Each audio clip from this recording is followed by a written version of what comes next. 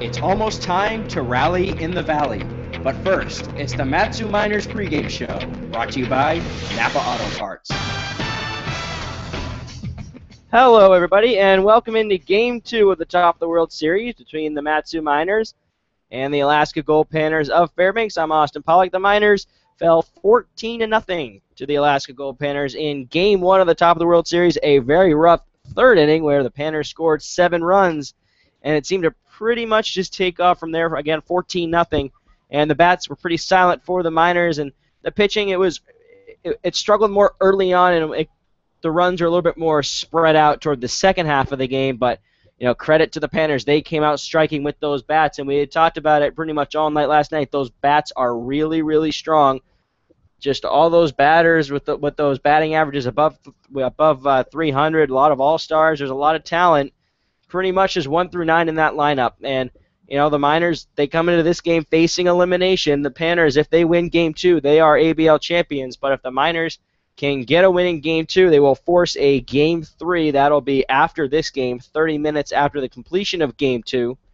And these are both 9-inning games. So although it could be a doubleheader, they are both 9-inning games, unlike regular season doubleheaders, which are 2 7-inning games. So Emma will bring you in right now. Emma, what did you see last night, and what needs to change for the Miners to really just avoid elimination and force that Game 3? Well, obviously they need to score runs. You can't be shut out. 14-0. That's a really tough way to go. And the pitching, like you said, it got better as the game went on. Boyer finished the game for the Miners, pitched the last 2 innings, gave up 2 hits but no runs. So I think it's definitely the bats. They need to score in runs, and they left 8 runners on base. And most of them were in scoring position for the Miners on second or third base, so they were close. They were just 90 feet away from scoring a run, but just couldn't get home.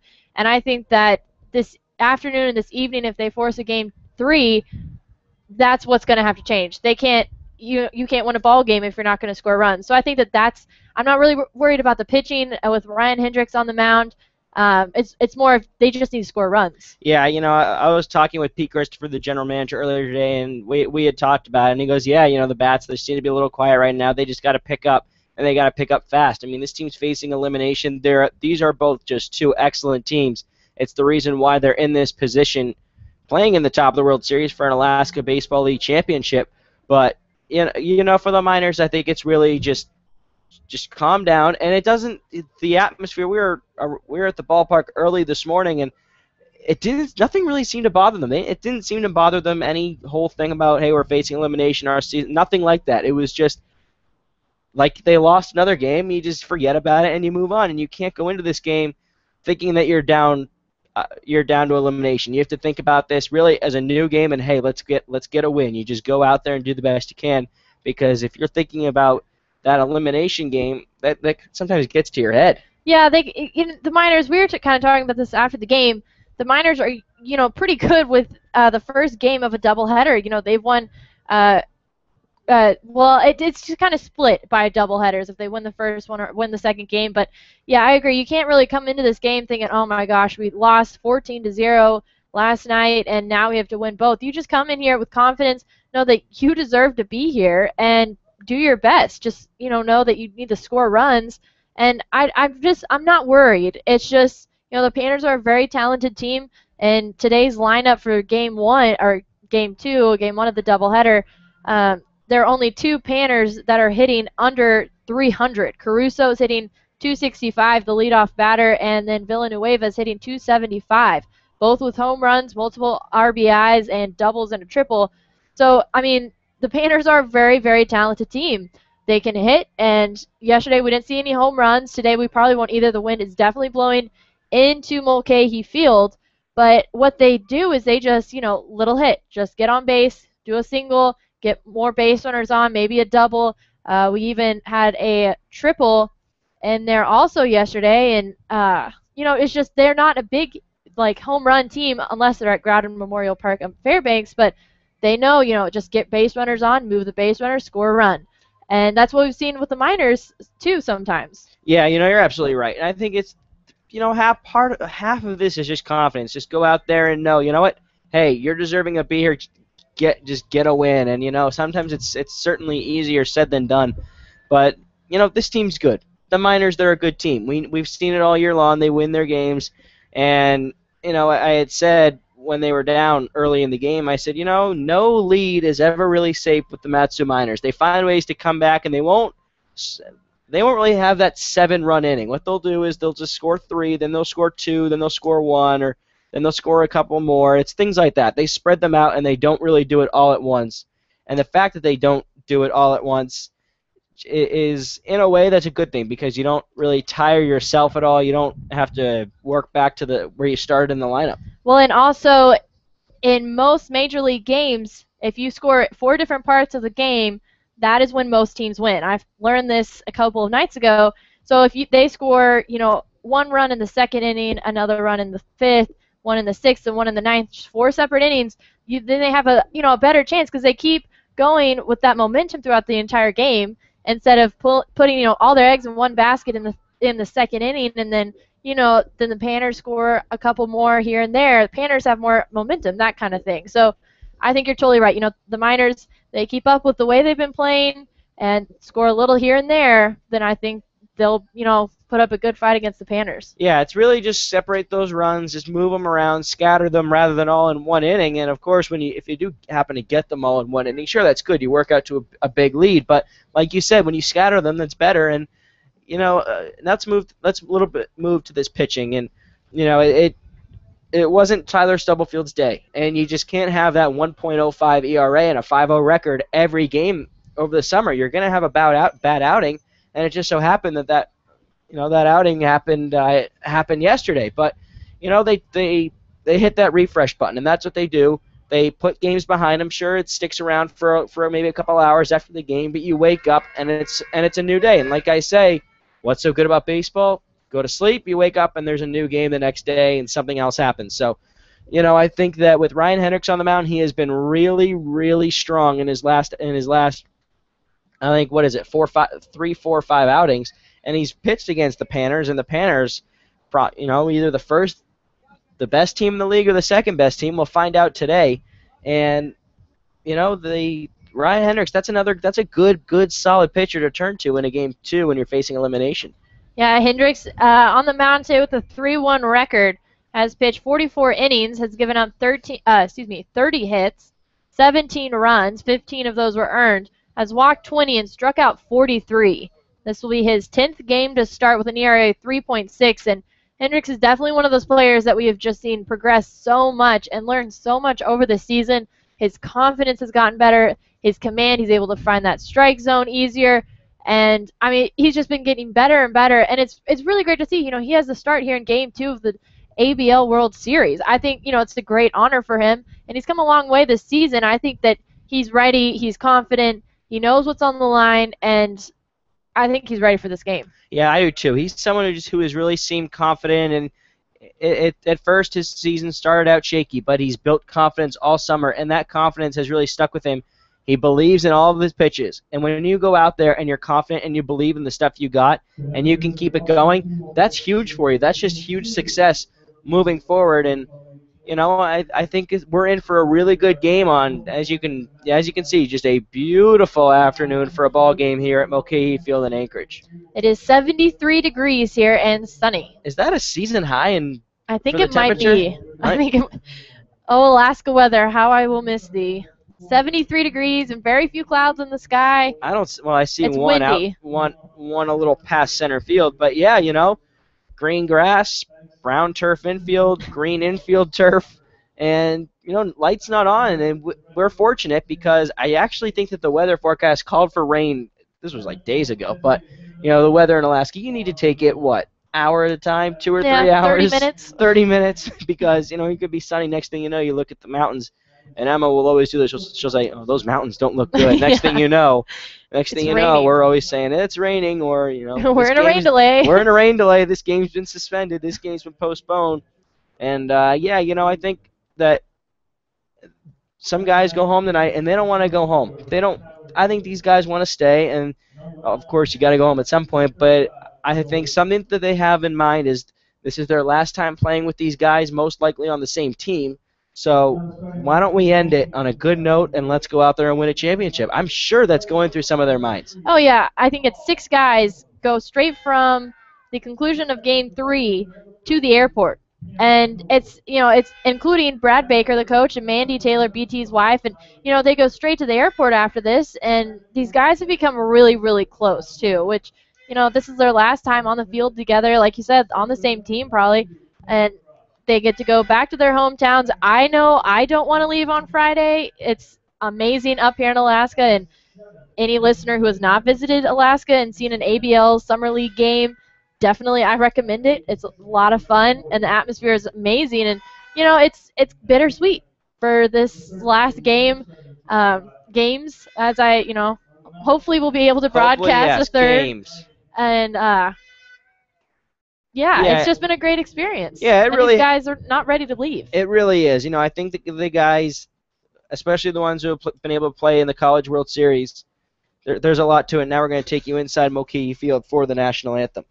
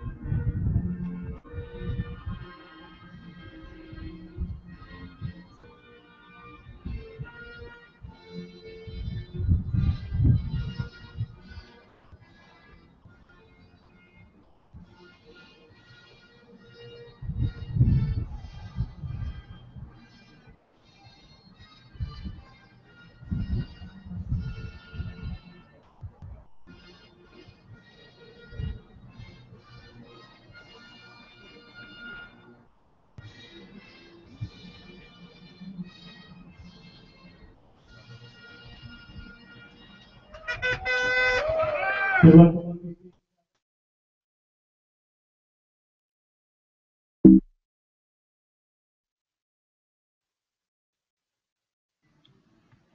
"41 total games this summer, and it comes down to one." The Miners are down 1-0 in a best-of-3 series for the Alaska Baseball League Championship with the Alaska Goldpanners of Fairbanks. The Goldpanners brought out the bats, combining for 21 hits against the Miners in Game 1, and the Miner bats were on the quiet side. A team of 27 players are determined and focused despite facing elimination in Game 2. This team fights. They fight for hits and runs when they're down, they fight for their teammates, and they fight for the entire Mat-Su Valley. Right now, they're trying to save their season and force a Game 3.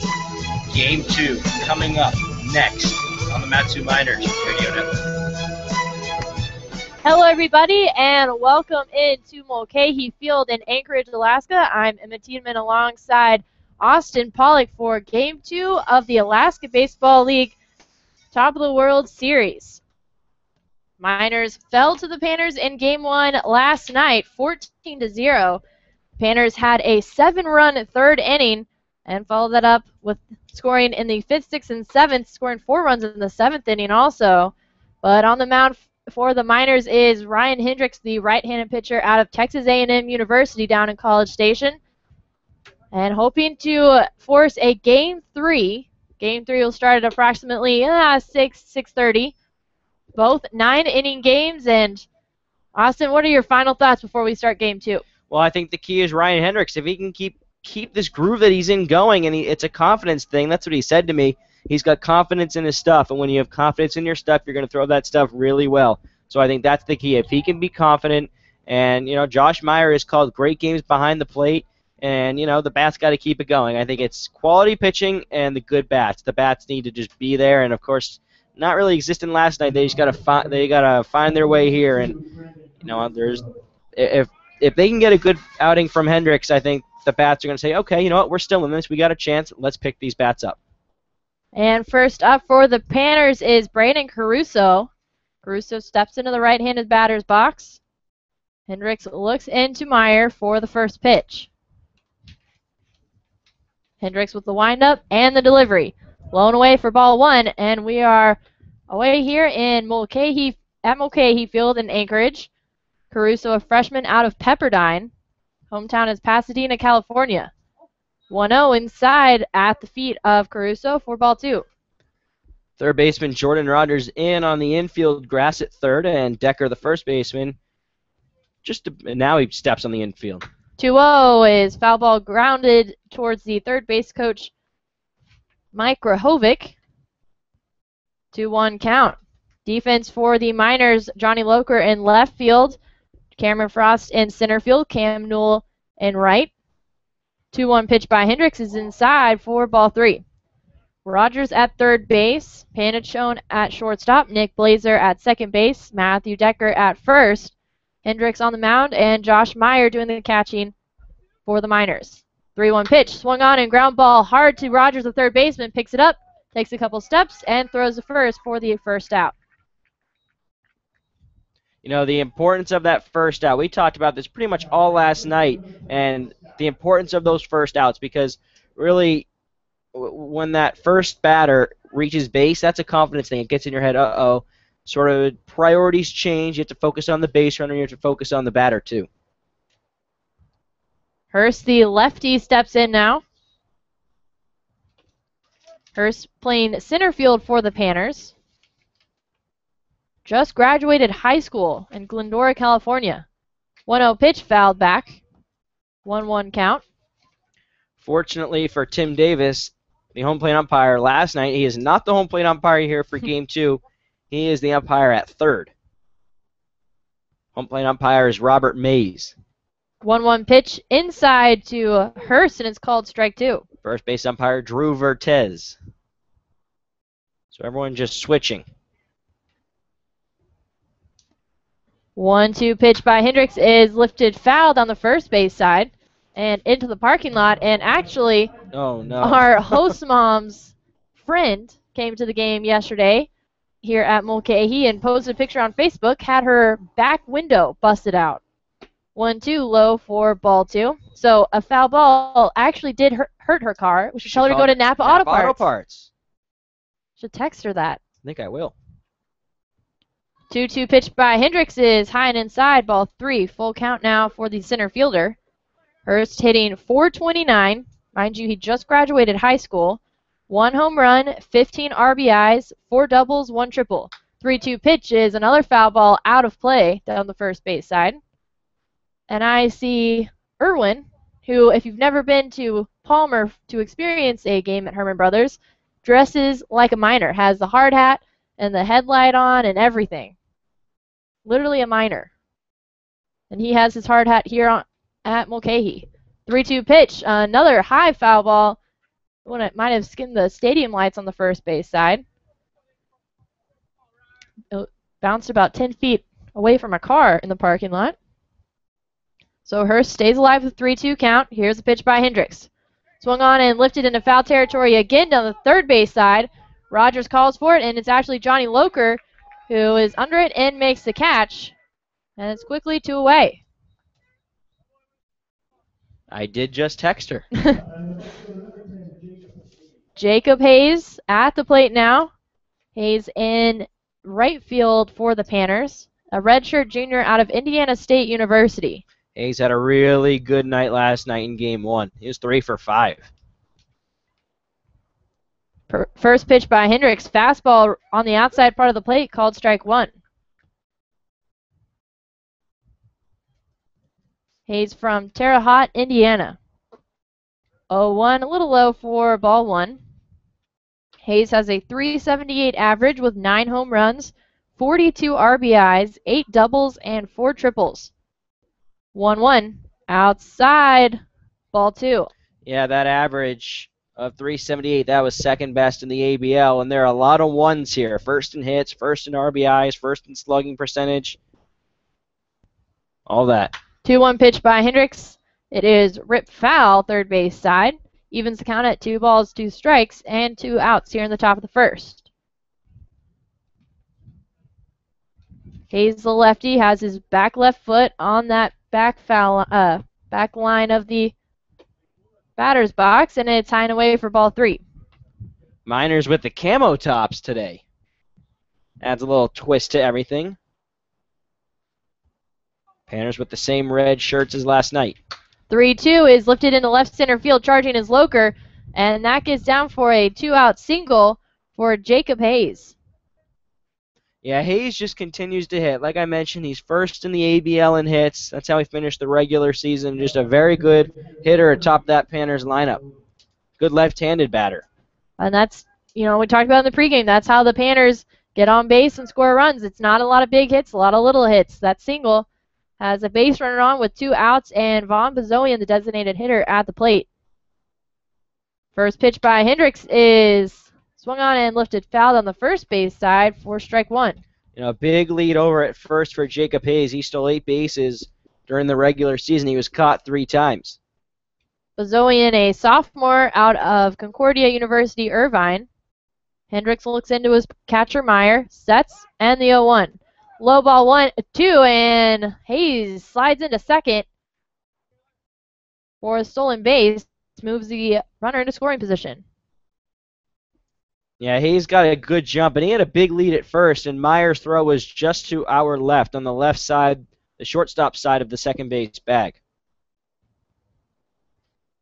Bazoian with an 0-2 count. Hendricks keeping an eye on Hayes at second. Sides step off. Hayes has a very large lead off of second. Well, he's got speed, so I think if he has that large lead and he's going, it's almost a guaranteed stolen base. 0-2 pitch to Bazoian. Ground ball on the third base side. Dives as Rogers picks up and throw to first in time for out number 3. Great play there by the third baseman, Jordan Rogers, to end the inning. So we head to the bottom of the first. No runs on 1 hit. No errors, and nobody left on base. Still scoreless through the top of the first. You are listening to the Mat-Su Miners Radio Network.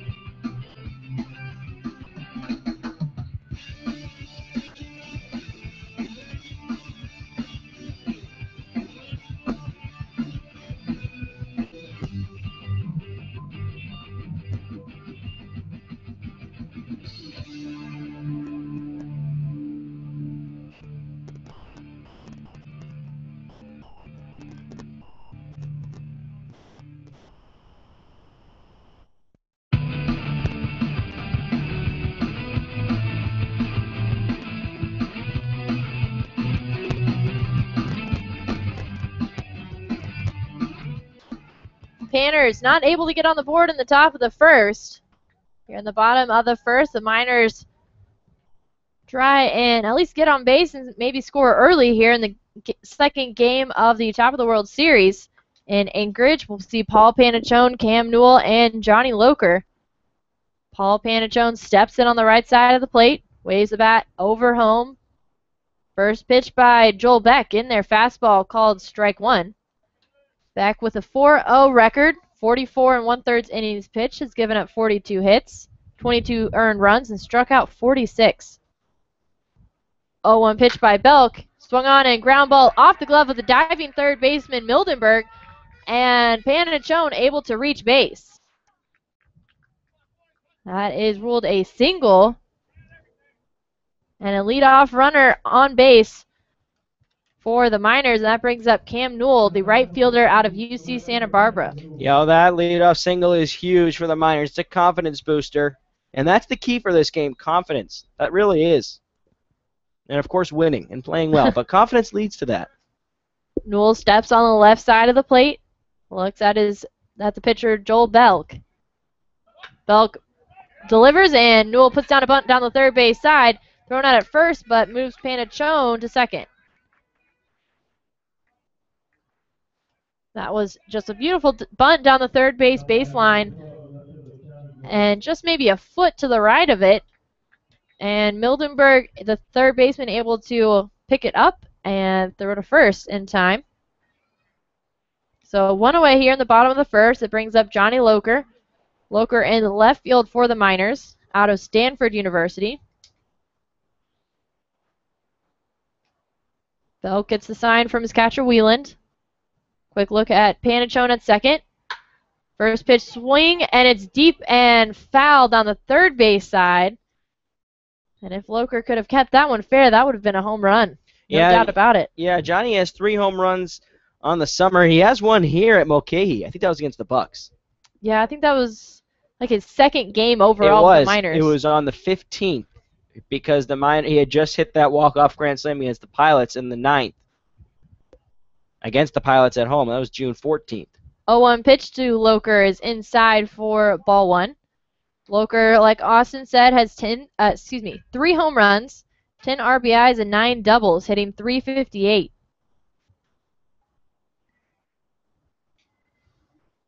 Belk, the pitcher, a sophomore out of Azusa Pacific. Set, looks at Panachone at second, and delivers a 1-1. Inside, ball 2. Belk's faced the Miners before, and that was in the showcase. That was the first day of that showcase. Went 2 innings, didn't give up any hits or runs. So the Miners are a little familiar with him. Belk takes a deep breath and delivers the 2-1. Is lifted high into right center field. The right fielder, Hayes, comes in for it, under it, and makes the catch for the second out.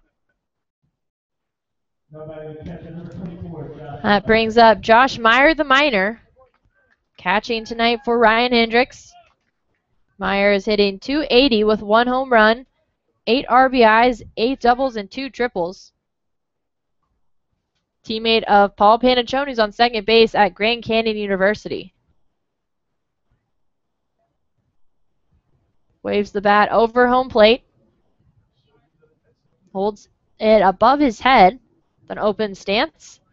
First pitch by Belk, fastball on the outside part, strike 1. Meyer struggled yesterday. He struck out once with the bases loaded, grounded out once with the bases loaded. Belk keeping a close eye on Panachone. 0-1 pitch is a fastball over the heart of the plate for strike 2.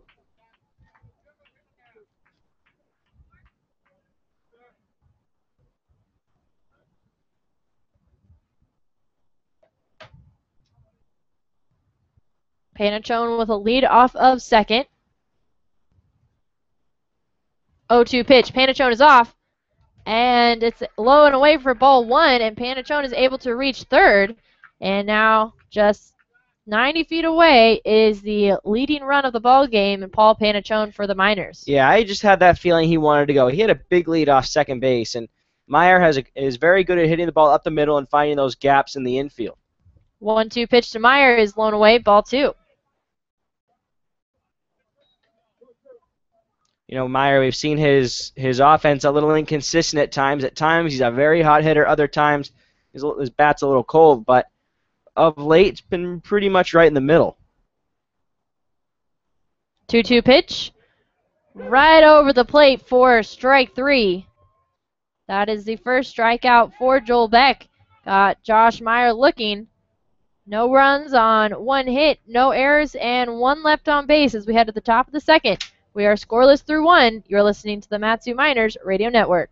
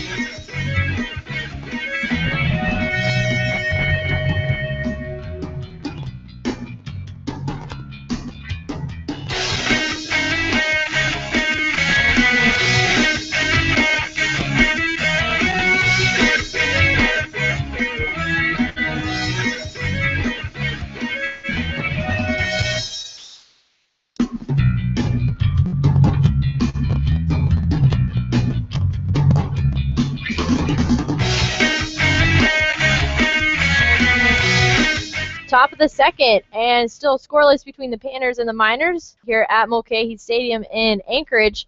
I'm Emma Tiedemann alongside Austin Pollock. First up for the Panthers here in the top of the second, Tanner Pinkston, the first baseman. First pitch by Hendricks called strike. Pinkston, a sophomore out of Cal State Fullerton. Bats on the left side of the plate, throws right from Dublin, California. Another fastball by Hendricks, a little high for ball 1. Pinkston with a 3.07 average, 4 home runs, 31 RBIs. 1-1 pitch.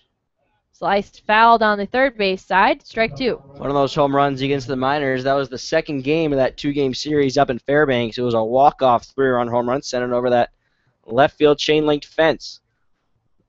Open stands for Pinkston. 1-2 pitch is fouled off of, I think it was Meyer, and it's a 1-2 count. Pinkston also has 7 doubles and 1 triple. Very lucky that it was not Tim Davis. Yeah, Tim Davis had a rough day behind the plate yesterday. 1-2 pitch, high and away, ball 2. Hendricks saw 4 batters in the first inning. Only gave up 1 hit. 2-2 pitch by Hendricks. Swing and a miss for strike 3. And that is the first strikeout for Hendricks. The first out for the Miners here in the top of the second. That brings up Cody Nolf, the shortstop. Sophomore out of Orange Coast College. Hometown is Orange, California. He will attend Auburn in the fall.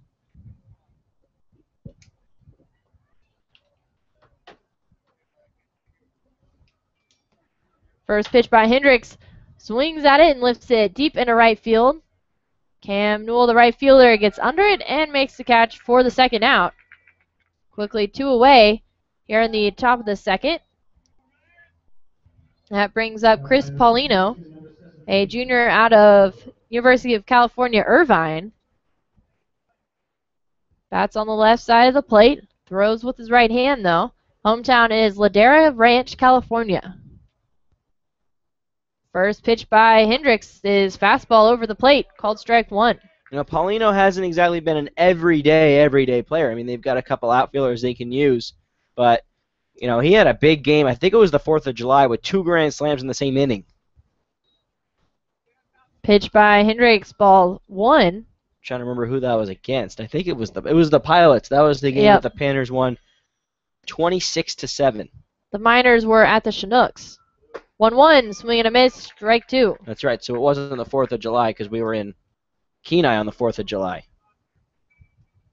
Paulino has 6 doubles, 4 home runs, 23 RBIs.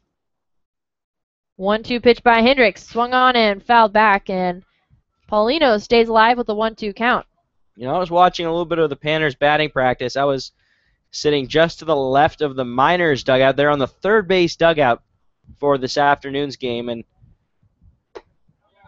1-2, a little high, ball 2. And I had noticed that just the bat speed on a lot of these hitters, it's so excellent. And Cody Null, if he's one that comes to mind, his step, when he steps into the ball, he takes such a big step that he has more power, and that's what helps him.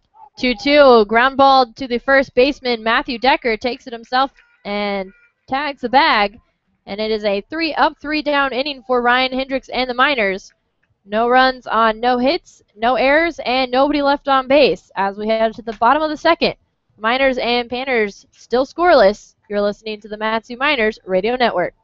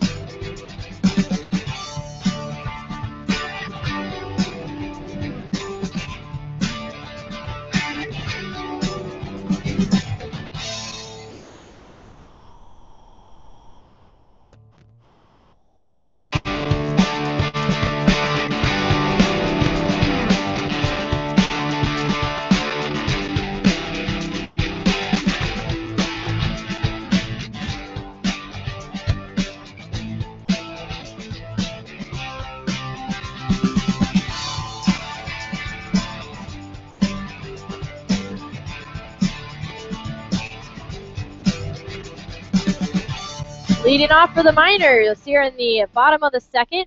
Cameron Frost, the center fielder out of Washington State, faces the pitcher Joel Belk. Seems that the L gets lost in Belk. Frost stands in. First pitch by Belk. Swung on and back over the mound into center field for a leadoff single for the center fielder. That brings up Matthew Decker out of Stanford University. Decker steps to the plate with the first base runner here in the bottom of the second. Decker waves the bat over home plate. Belk looks in, keeping an eye on Frost at first, and delivers the first pitch. Fastball a little bit low for ball 1. Frost stole 6 bases during the regular season. He was caught 4 times, so he has speed, and it's important now with nobody out. Miners get those runners into scoring position. 1-0 pitch is high and inside for ball 2 to Decker. Decker finished the regular season hitting .267, 2 home runs, 18 RBIs, and 6 doubles. 2-0 pitch by Belk. Low, ball 3. Decker, as we said yesterday, very patient hitter. He was walked twice. Able to get on base either with hitting the ball or just being patient and waiting it out and walking. 3-0 is a little bit high for ball 4. And so now 2 base runners on for the Miners, and that brings up Mitchell now, the catcher. Yeah, Mitchell's been swinging a hot bat. He had 2 hits yesterday, and then he had 2 home runs on Sunday in Game 2 against the Bucks. So really swinging a hot bat right now. Mitchell now a catcher usually a catcher playing designated hitter tonight, but out of Texas A&M University, hometown is Spring, Texas. Frost at second base, reached on a single. Decker at first was just walked. First pitch by Belk. Swung on and ground ball to the shortstop. Quick flip to second. Throw to first, and it is a 6-4-3 double play. But Frost is able to move up to third, and Decker and now are out. Well, you get the 2 outs right there. But you also do have a runner now and closer and just 90 feet away from home. So, a little bit good, but a little bit bad at the same time. Blazer steps in, plays at Cal State Northridge. First pitch by Belk, inside fastball, ball 1. Blazer at second base this afternoon has 14 RBIs and 6 doubles. 265 average. Belk sets and delivers the 1-0. High over the head of Blazer for ball 2. Catcher Wieland keeping a close eye on Frost at third. Mildenberg, the third baseman, playing behind Frost. Frost with a few steps off of third base. 2-0 count on Blazer. Pitch is lifted, foul behind us. Strike 1. Can hear Ben Taylor's words of encouragement from the third base coaching box. Belk with the deep breath and the 2-1. Another foul ball evens the count at 2 balls, 2 strikes. And if that foul ball does damage to your car, visit the folks at the locally owned and operated Napa Auto Parts. They're in Big Lake, Palmer, and Wasilla. Visit www.napaalaska.com. Blazer waves the bat over home plate. Belk looks in and delivers the 2-2. High ball 3, now full count for Nick Blazer. Jordan Rogers waits on deck. He's very good with runners in scoring position, also with runners on base. Belk has a sign from his catcher, Wieland. And delivers the 3-2. High and inside, for ball 4. That puts runners on the corners with Jordan Rogers heading to the plate. Rogers, the third baseman for the Miners this afternoon out at the University of Tennessee.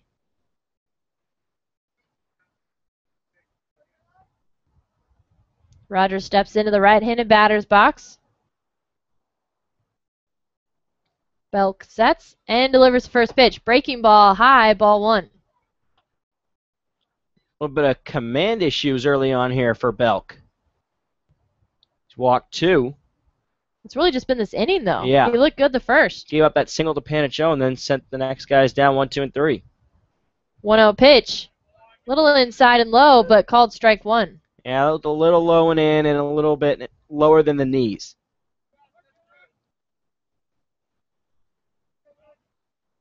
Rogers steps back in. Belk has an eye on first and delivers the 1-1. Fastball over the plate. Called strike 2. Rogers has 12 RBIs and 3 doubles, hitting .265. And the 9th spot for the Miners.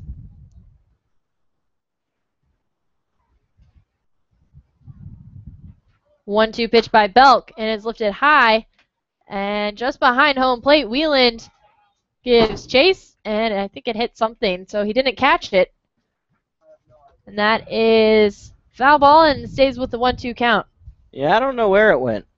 I don't think it went over by that apartment complex across the street, but there's a kid over there who got many foul balls last night. I saw about 4 or 5 of them. Yeah, I saw about 6 by the end of the night. He had a whole hand, yeah. It was, like a kid, so he had to, cradle all the balls. He had a good day yesterday. 1-2 pitch, swing and a miss, but it is actually a foul tip, so he stays alive with a 1-2 count. Yeah, that might have gotten off of Wieland's hand. Rogers stays alive. He does that very well. He's got a lot of tools. Bright young future for Rogers. Rogers participated in the All-Star game. He had a triple. He did. Center fielder Scott Hurst a little shallow and a couple of steps toward right center. Belk sets and delivers the 1-2. Swung on and lifted high. And the third baseman, Mildenberg, comes in and makes the catch for out number 3 in foul territory, just to the left, to our left of the third baseline for out number 3. So it is no runs on 1 hit, no errors, and 2 left on. As we head to the top of the third, the Miners and Painters still scoreless. You're listening to the Matsu Miners Radio Network.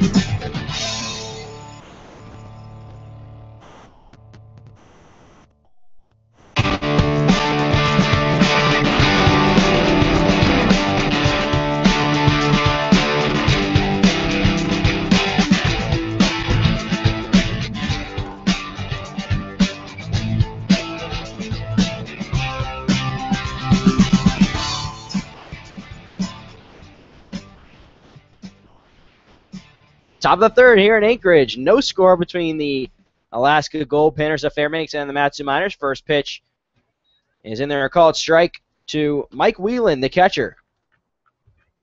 Ryan Hendricks has looked good through 2 innings. He's given up just the 1 hit. Miners have guys at scoring position, but can't get those runners into runs, and Whelan sends one foul left side. Johnny Loker gives chase, but it goes out of play, and it's quickly 0-2 on Whelan. Whelan did not play in Game 1. Last played on the 26th against the Oilers. Had 3 walks. From Arkansas Pine Bluff. Bats from the left side, 0-2 from Hendricks. Chopped it in front of the plate, but foul. Still 0-2. Whelan hit .329 this summer. Had 3 home runs and 19 RBIs. Taps the plate, a little bit of an open stance, knees bent, elbow back, 0-2. Lined and just foul to the right. Just past the glove of Decker, who almost sneered it in as it was lining toward foul territory, but it lands foul. So it's still 0-2 on Whelan. Tyler Mildenberg is the third baseman. He bats next. He is on deck, and then Brandon Caruso. 0-2 from Hendricks. Popped up on the infield. Hendricks calls for it. Coming in is Blazer Decker, but it is Decker who makes the catch right on top of the mound. And Paul Panachone was in the way, and Paul goes tumbling down but gets up, and everyone has a little bit of a laugh. And Hendricks, I think, actually called for it because he didn't hear anybody else calling for it, and then Decker came in.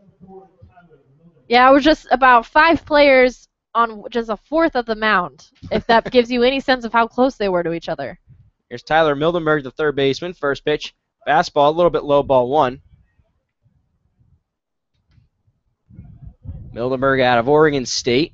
1 for 4 yesterday, scored a run, struck out once. 0-1. Lifted out to left. Johnny Loker moves over to his right a couple steps and reels it in for out number 2.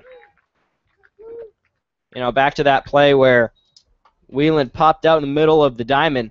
You know, that shows how close these guys are. They all want to chip in. They all want to help. And, of course, it's really a pop-up in the middle of the diamond is anybody's ball, but it just shows how close these guys are. And it's not just that it shows off the field. It really shows on the field. Back to the top for Brandon Caruso, left fielder from Pepperdine. First pitch, fastball in the inner half, and it's a called strike. Caruso showed bunt but pulled back last minute. No score in the top of the third between the Miners and the Panners. Game 2 of the top of the World Series. 0-1 from Hendricks.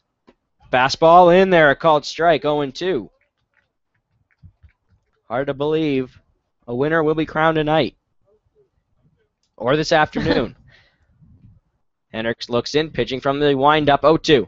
Up and in over the head of Caruso and goes to the backstop, 1-2. I thought that it sounded like it hit something. Like I thought it hit Caruso's helmet, but I guess not.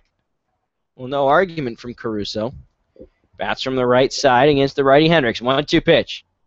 Low and away on a fastball, but just a little too low and away. And it is now 2-2.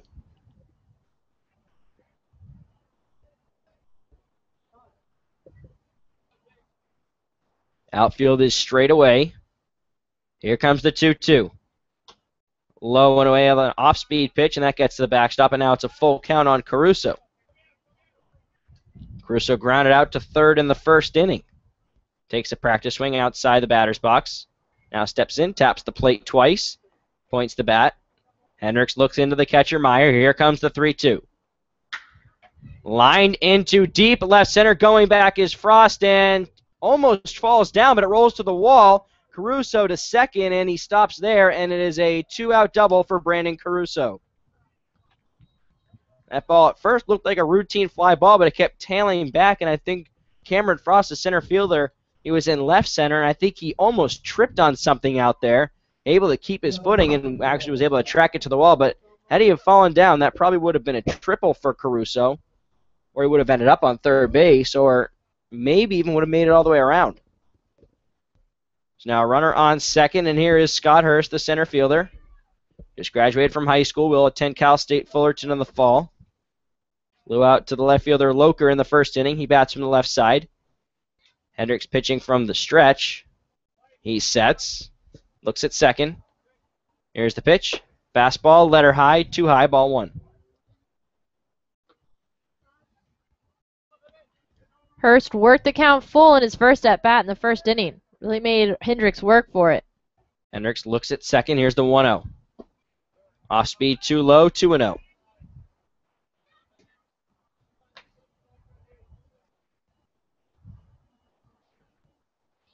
Shortstop Panichon on the edge of the outfield grass, or the outfield turf, I should say, in the infield. 2-0. Fastball belt high, and it's ball 3. 3-0.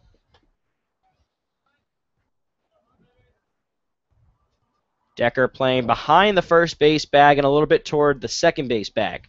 3-0. Fastball, that is low and in for ball 4. Now runners at first and second with 2 outs, and here comes Jacob Hayes. Hayes was second in the ABL in batting average during the regular season. He singled in the first and stole second base. Dangerous bat for the Panthers in the number 3 spot of their lineup. Bats from the left side. First pitch from Hendricks. Fastball left upstairs, ball 1. Hendricks steps off the mound, looks around the outfield, grips the ball, puts it back in his glove, toes the rubber. A 1-0 count on Hayes. Hayes points the bat.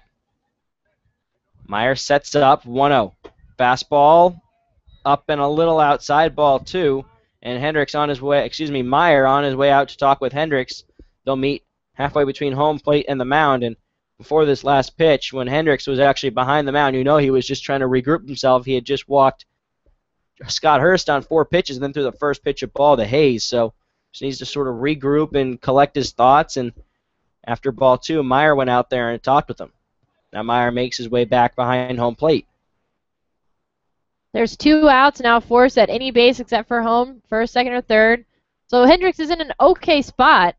But yeah, it just, you move your runner to second, you walk the next guy. It's not a very good buildup of events. 2-0 pitch. Fastball low and in, and it's ball 3, but I think Meyer actually liked that pitch. He pointed out at Hendricks saying, good pitch. Hendricks works quickly. Here's the 3-0. Fastball a little high, ball 4, and that's a second straight 4-pitch walk given up by Ryan Hendricks. So now the bases are full of Panners, and Von Bozoian coming to the plate.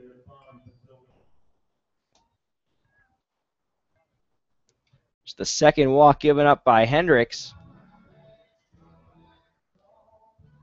And Brad Baker, the pitching coach, on his way to the mound to talk things over with Hendricks, Josh Meyer, and Nick Blazer, who's standing just about behind the rubber. Usually for a meeting with the pitching coach, all the players come in. Very short meeting from Brad Baker. He makes his way back to the dugout. Home plate umpire Robert Mays wipes off, I don't know what we call them, turf pebbles, what do we call them? Pellets. Wipes those off home plate. Josh Meyer gives us a look up here in the press box.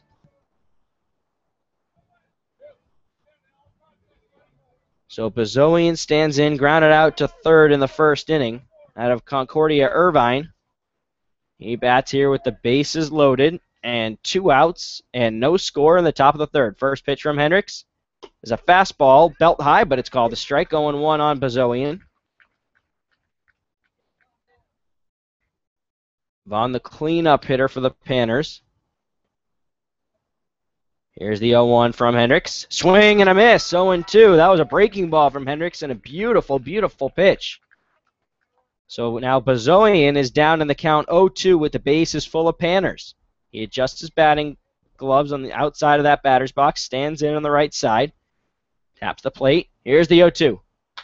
Slapped foul right side, out of play, still 0-2. Outfield straight away. Loker a little bit deep in left. No score. An 0-2 count on Bozoian. Very tall, strong built. A lot of power. 0-2. Swing and a miss. Strike 3. Second strikeout for Ryan Hendricks, and he leaves the bases loaded. Boy, he gets out of a big jam, and it's no runs on, 1 hit, no errors, and 3 men left on. Still no score. We head to the bottom of the third on the Matsu Miners Radio Network.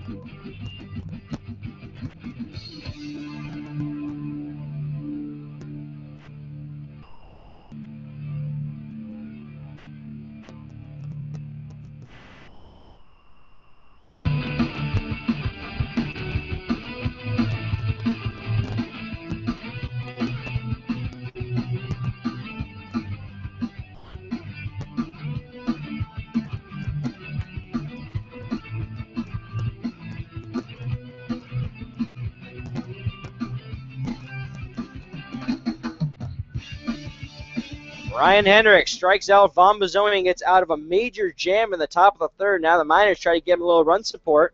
1, 2, and 3 for the Miners. Paul Panachone, Cam Newell, and Johnny Loker against Joel Belk out of Azusa Pacific, the right-hander.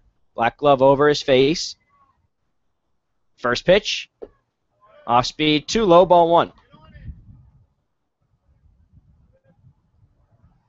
Ryan Hendricks looked pretty good with that last batter, Bozoian. Meaning from Baker helped, 1-0. Fastball is a high fly ball out to deep left, still going back as Caruso in front of the track, and he makes the catch for out number 1. I think the wind helped keep that one in. Mulcahy was just in front of the warning track, and the wind was picking up just in time. Yeah, Paul, a little guy, not a lot of power, didn't have any home runs during the regular season, had quite a few doubles, but, you know, if he gets a pitch, he'll hit it out. We've seen it during batting practice, but he's certainly capable of it. And here is Cam Newell.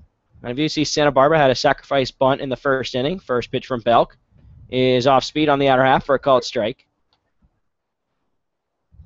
Newell hit .353 during the regular season. 0-1. Belk stares in. He kicks and fires the 0-1.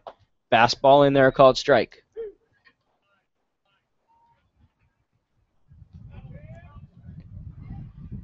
Oh, 2 on Newell. Outfield straight away.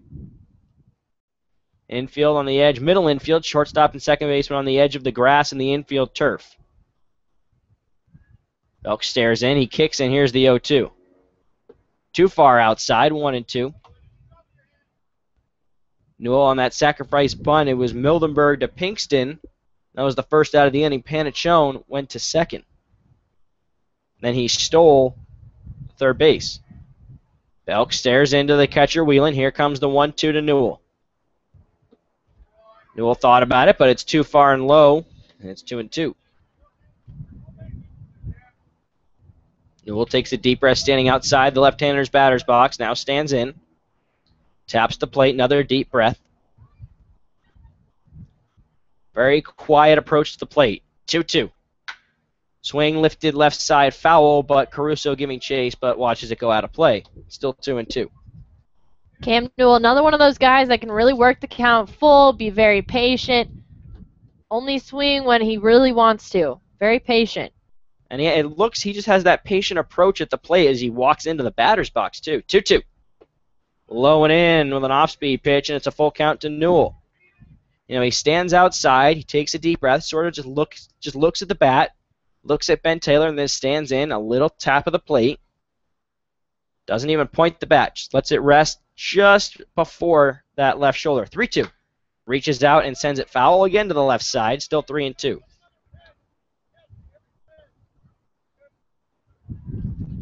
Newell very particular about his pitches. He likes bases loaded and 2 out, 2 strike situations. 3-2. Reaches out again and sends it foul to the left. Still 3-2. After that pitch, Belk dances around, jumps up and down. I think he thought he threw a really good pitch and he thought he had Newell, but Newell gets a piece of it. Now he stands back into the left-hander's batter's box with a tap of the plate. 3-2. Again, foul left side, but more toward the outfield. Caruso giving chase in foul ground and makes the catch and slides into the fence. Newell not very pleased with himself. He makes his way back to the Miners dugout, and now there's 2 outs. It's a confidence booster for Joel Belk. You know, Newell worked the count full after being down 0-2, and then Belk won that duel against Cam Newell, one of the best hitters in the league, and Belk has to feel good about that. Here comes another good hitter, Johnny Loker. First pitch fastball, too low, ball 1. Loker flew out to the right fielder Hayes in the first. Belk pitching from the windup. Here comes the 1-0. Fastball on the outside corner, a called strike, 1-1. Panachone flew out to left, deep left. Newell and flew out to left in foul territory to Caruso, and here's Loker with a 1-2-1-1 count. Here's the pitch, ground ball left side, scooped by the third baseman Mildenberg, and throws across the diamond to first. in time, and it's a 1-2-3 inning for Joel Belk. We are through 3. Still no score on the Matsu Miners Radio Network.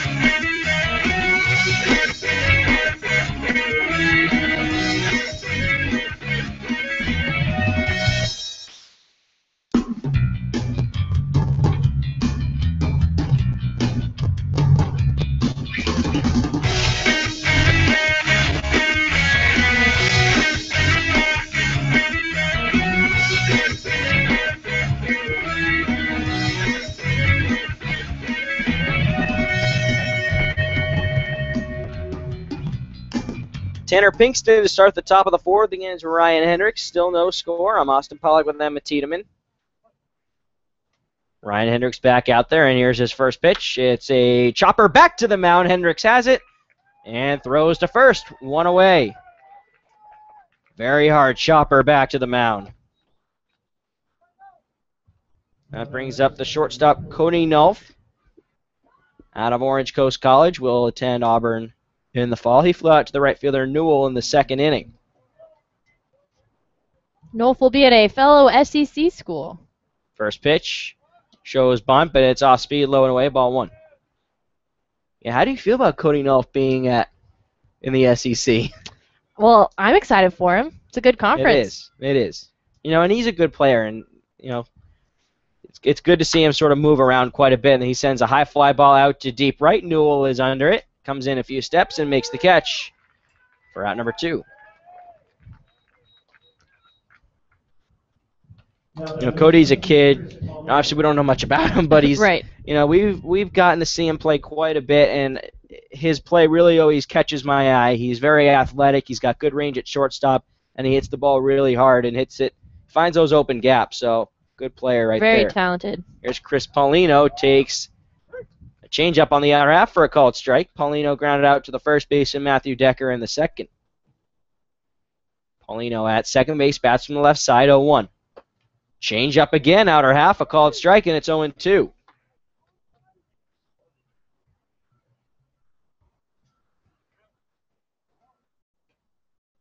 Two outs, no score. Here's the 0-2 from Hendricks. Swing and a miss, strike 3. Third strikeout for Ryan Hendricks. It's a 3-pitch strikeout and a 1-2-3 inning for the right-hander from Texas A&M. It's no runs on no hits, no errors, nobody left on. We head to the bottom of the 4th. No score on the Matsu Miners Radio Network.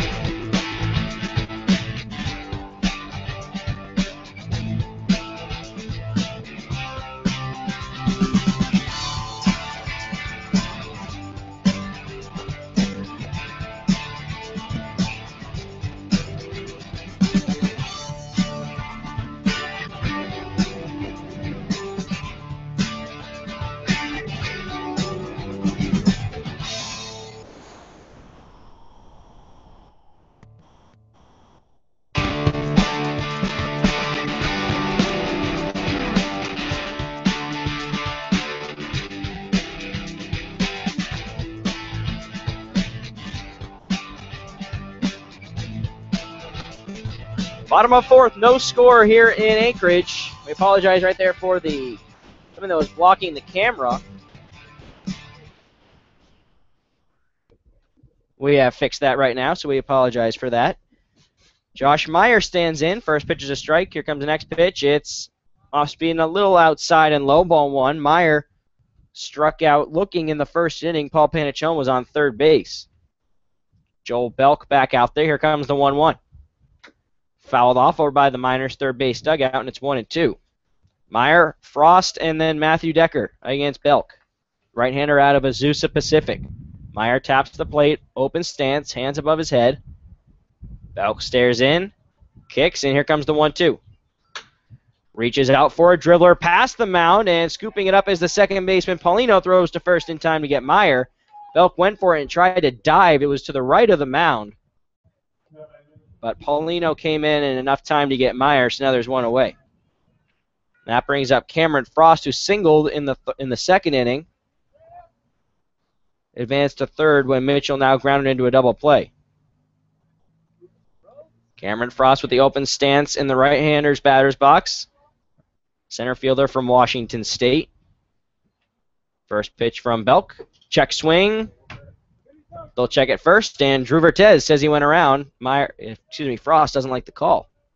0-1 now on Cameron Frost. Matthew Decker on deck. 0-1 to Frost. Fastball too far outside. Ball 1-1. No runs on 2 hits. No errors for the Miners. Same for the Panners. Here comes the 1-1 from Belk. In the dirt and scoots behind the catcher Wheeland. Ball 2-1, no runners on. Center fielder Hurst, say about 10 steps toward right center. 2-1. Upstairs, letter high. 3-1 on Frost, but the left fielder Caruso is playing directly behind Cody Nuff, who's exactly about halfway between second and third. 3-1. Fastball low, and that's ball 4, a 1-out walk.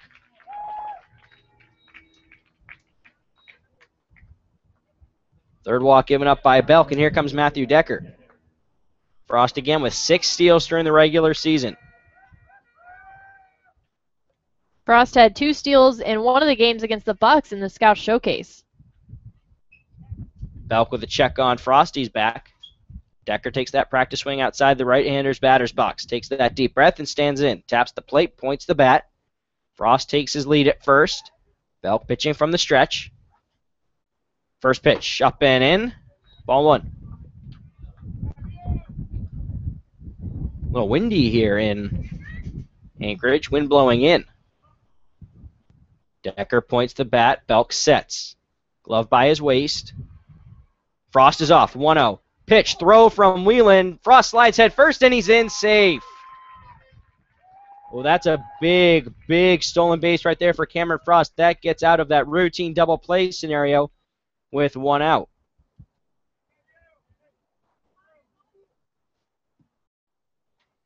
So now with the runner at second, a 2-0 count on Decker.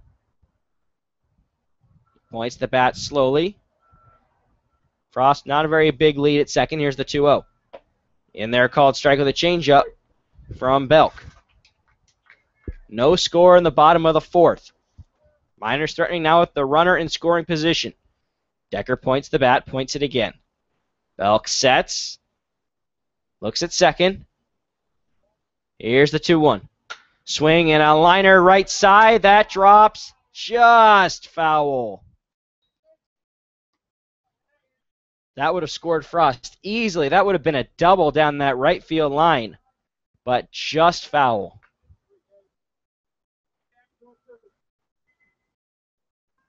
Maybe by an inch. Oof. 2-2 on Decker, 1 out runner at second. Points the bat. Belk sets. Glove by his waist, looks at second. Here's the 2-2. Fastball too far outside, and now it's a full count on Decker. Decker walked in the second inning. Decker walked on 4 pitches. He was the out at second base when Mitchell now grounded into a 6-4-3 double play. Belk sets, 3-2. Ground ball left side, scooped by Cody Nelf, and fires a strike to first, and they get Decker, and now there's 2 outs. And that'll bring up Mitchell now, the designated hitter out of Texas A&M. Mitchell ground into a 6-4-3 double play in the second inning. Words of encouragement from Ben Taylor, coaching third. BT is wearing a dark green sweatshirt. I don't know how he's not hot in it. It's very warm. Yeah, it is warm. 73 degrees. It's from Arizona. True. Belk looks at second. Here's the first pitch. Chopper left side and foul just to the left of the third base bag over by BT.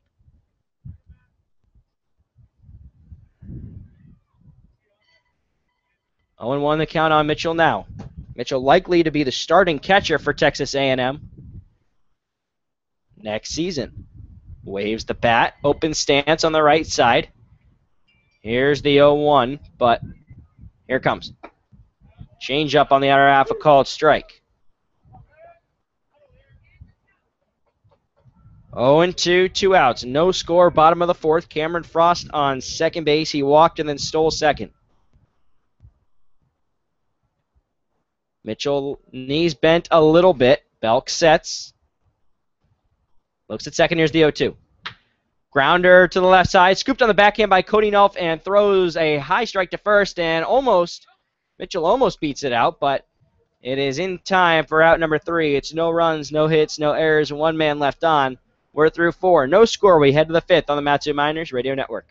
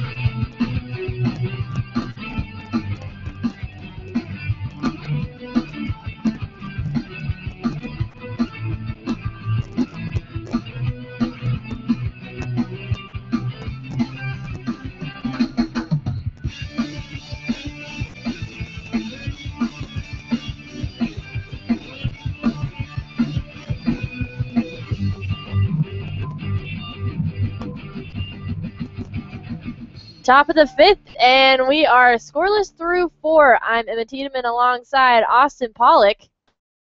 First pitch by Hendricks to Whelan, the catcher. Little high for ball 1. Whelan 0 for 1. 1-0 is fouled back. That may have just skimmed the foot of home plate umpire Robert Mays.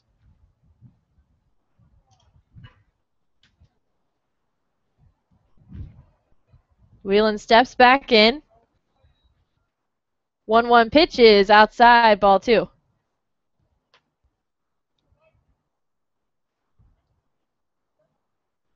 Hendricks looks into his catcher, Meyer, and delivers the 2-1.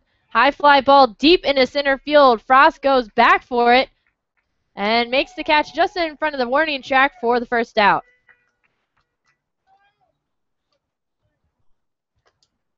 So 1 away here in the top of the 5th, and that brings up Tyler Mildenberg, freshman out of Oregon State University.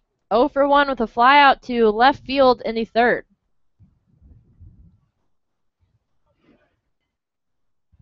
First pitch fastball over the outside part of the plate, called strike 1. Mildenberg bats on the left side of the plate, throws right. Hometown is Dublin, California. 0-1. Chopper back to the mound to Hendricks. Has trouble fielding it, throws to first, and Mildenberg is safe. So that is going to be charged an error on Hendricks. And that was, A tough play. It came right back to Hendricks, and he looked like he had it. He kind of had to catch it with his body, dropped it, and then just couldn't. He tried to barehand it once he dropped it again and just couldn't get the throw off in time. It was a close throw, though, but Mildenberg's got a little bit of speed, so he was running down that line pretty well. And that brings us back to the top of the order with Brandon Caruso. First pitch, fastball inside, called strike one. Caruso looked like he was thinking about bunting, but instead pulls back and takes a strike. Well, third baseman Rogers in on the infield turf, so I think he might be expecting the bunt. Check on first, and Mildenberg is safe. That was a low throw over to Decker at first, and he basically threw his entire body down and kept that ball from going out of his reach. So, good heads-up play by Decker. 0-1 pitch, and it is lined into left field down the third base side. Loker picks it up in the corner. Mildenberg rounds third and heads home. Caruso holds up at second, and it is an RBI double for Brandon Caruso, and that is the first run of the game for the Panners, making it a 1-0 ball game.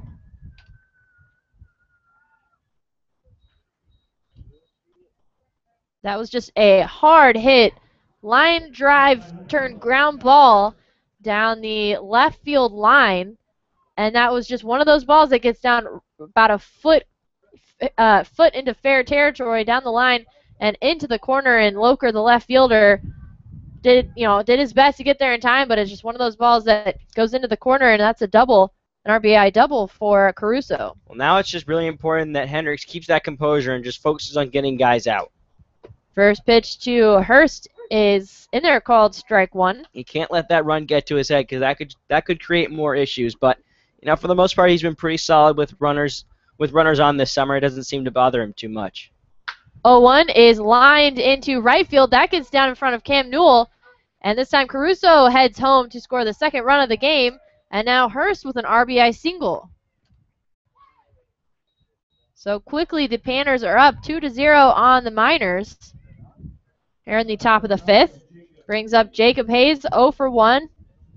1 for 1. Had a single in the first inning after working the count full. Stole second base, but then was left on. Was walked in the third inning and was also left on base. Steps to the plate, and that Brad Baker, the pitching coach for the Miners, heads to the mound to talk things over with Hendricks, along with the catcher Meyer. I'm wondering if something's wrong with the mound, because Hendricks and Baker were just to the left of the mound, and Meyer was out there looking at it, and now it doesn't seem to be a very closed meeting. So Hendricks stays out there. Hendricks is going to face Jacob Hayes.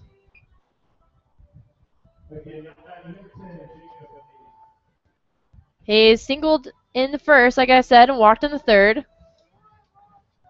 Has 9 home runs, 42 RBIs, 8 doubles, and 4 triples, hitting .378. That's on the left side. Hendricks keeping an eye on Hurst at first. First pitch is low, ball 1. When picking up, kind of blowing into left field.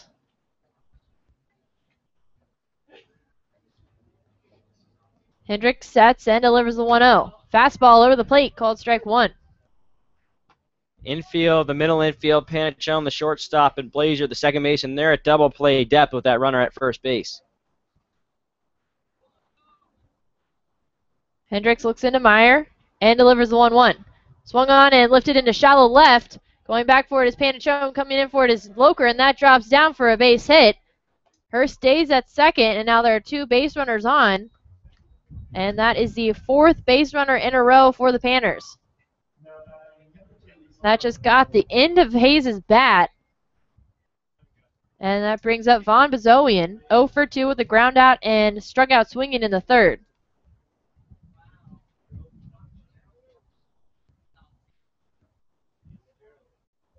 Bazoian waves the bat. Hurst has a lead off of second. Hayes at first. And it's a check swing. He went around for strike 1.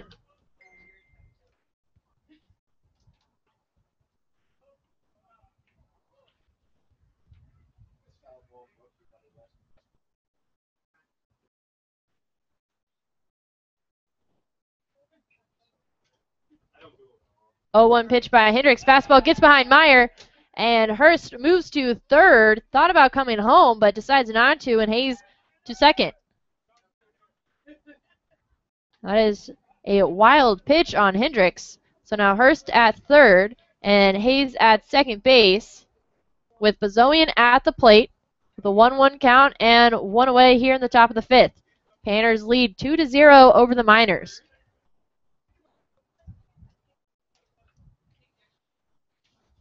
Now that takes out the double play possibility. Now the infield in. They don't want to let another run score if there's a ball on the ground. 1-1 pitch by Hendricks. Hits the turf again and then bounces into Meyer's glove for ball 2. Von Bazoian, a sophomore out of Concordia Irvine. Very tall, 6'5", 210.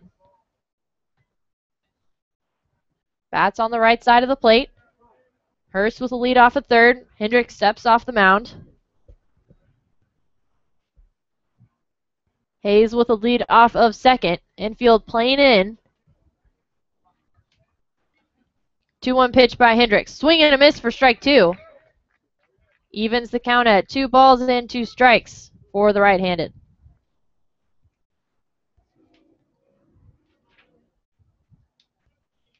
A lot of Miner faithful here at Mulcahy and Anchorage. 2-2 pitch by Hendricks. Breaking ball. A little high for ball 3. Full count now for Bazoian. I don't think a pretty good pitch. Maybe left up a little high. But it's a little bit of a higher strike zone for Bazoian because he's so tall.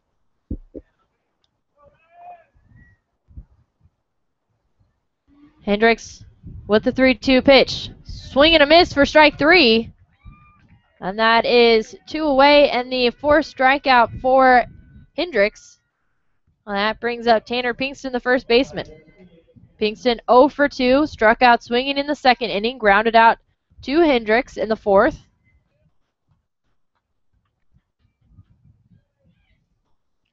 The lefty-righty matchup with Pinkston in the left-hander's box.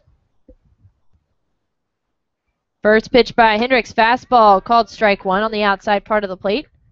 Pinkston, a sophomore out of Cal State Fullerton. Another very tall batter for the Panners, listed at 6'6", 235.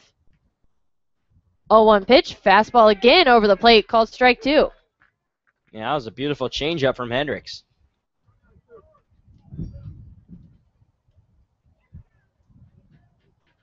Oh-2 count, here's the pitch. Outside, but called strike 3, and it's a 3-pitch strikeout. Got him looking at 2 strikeouts in a row for Ryan Hendricks as we head to the bottom of the 5th. 2-run score on 3 hits, 1 error, and 2 left on. The Panners lead the Miners 2-0. You're listening to the Mat-Su Miners Radio Network.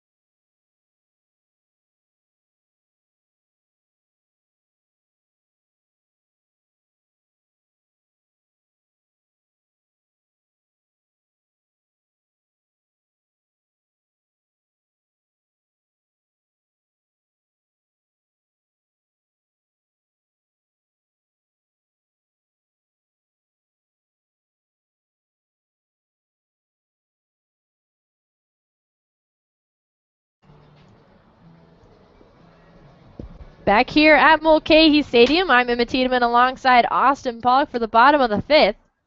Pitch to Nick Blazer is low and inside for ball 1.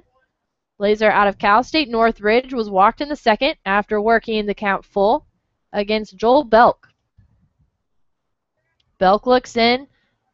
Blazer waves the bat, and the 1-0 pitch. High and inside, ball 2. Blazer finished the season with a .265 average with 14 RBIs and 6 doubles. Belk with the windup and the 2-0. Low and in the turf, bounces into the glove of Wieland. Quickly, 3 balls, no strikes here in the bottom of the 5th.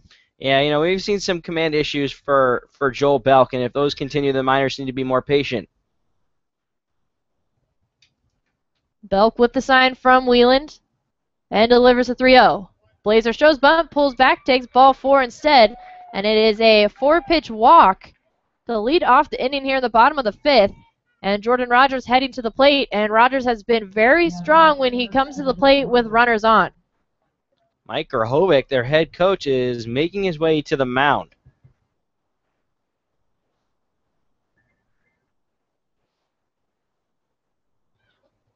A little bit of a meeting, and Ben Taylor, the third base coach, was talking with Jordan Rogers and Paul Panachone. Panachone on deck for the Miners. I sort of saw that Belk was moving and adjusting his arm, but he's going to stay in there. I was wondering maybe if his arm was stiff or something was going on there, but he appears to be just fine. That is the 4th walk for Belk. Rogers taking some practice swings just outside the right-handed batter's box. Now steps in. Belk keeping an eye on Blazer at first and delivers the first pitch to Rogers. Called strike on the inside part of the plate. Rogers has 12 RBIs and 3 doubles, hitting .265. 0-1 pitch. Hits the turf again before the plate. That's ball 1. Belk has thrown a lot of pitches low, and it hits the turf before it even gets to the plate. Belk keeping an eye on Blazer at first. Delivers the 1-1. Inside, ball 2. I think you've seen the Miners much more patient today than they were in Game 1. I agree.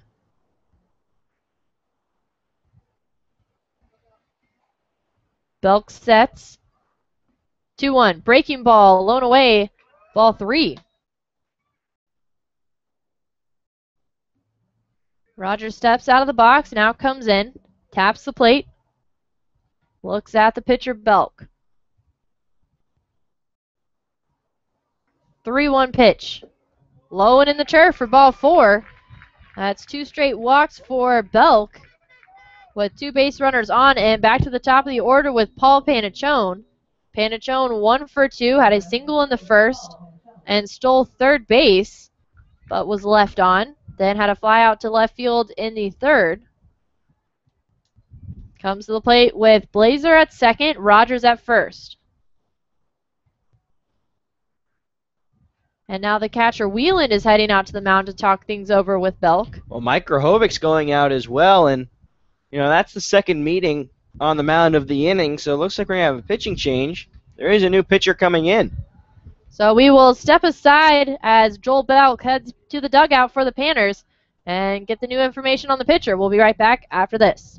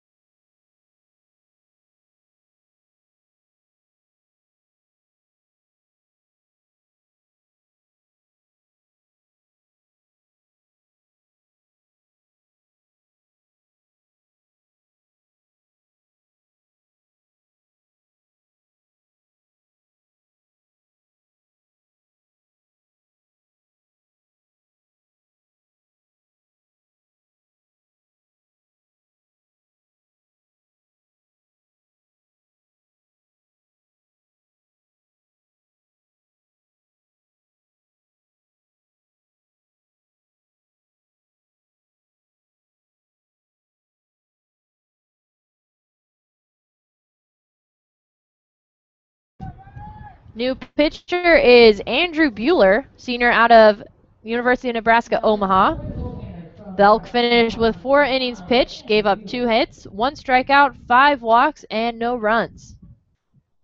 First batter Bueller faces is Paul Panachone with Nick Blazer on second and Rogers at third. Panachone throws bunt, puts one down the third base side, but it rolls foul for strike 1. Bueller 1-2 during the regular season with a 4.74 ERA. Gave up 39 hits in 30 innings, struck out 9 and walked 9. And has faced the Miners. He's faced the Miners 3 times this summer. The 22nd went an inning. Paul Panachone puts a bunt down the third base side again, but it just rolls foul. That was on the 22nd, went an inning, 1 hit, no runs, no walks, no strikeouts. Then pitched on the 18th, went 3 innings, 5 hits, 1 run, it was earned, 1 walk, no strikeouts. And then pitched on the 16th, that was the first game up at Fairbanks, an inning, a hit, no runs, no walks, 1 strikeout.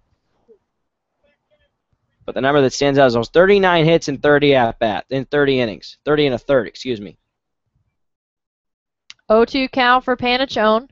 Bueller keeping an eye on Blazer at second. Another bunt. This time it is foul again.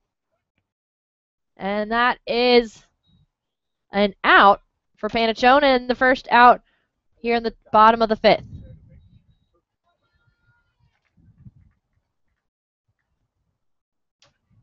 Now batting number 14, Cam Newell. That brings up Cam Newell, 0 for 2.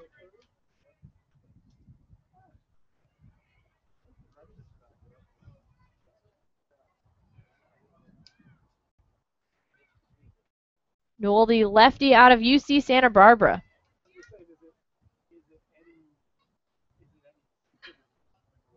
Swing and a miss for the first pitch against Bueller.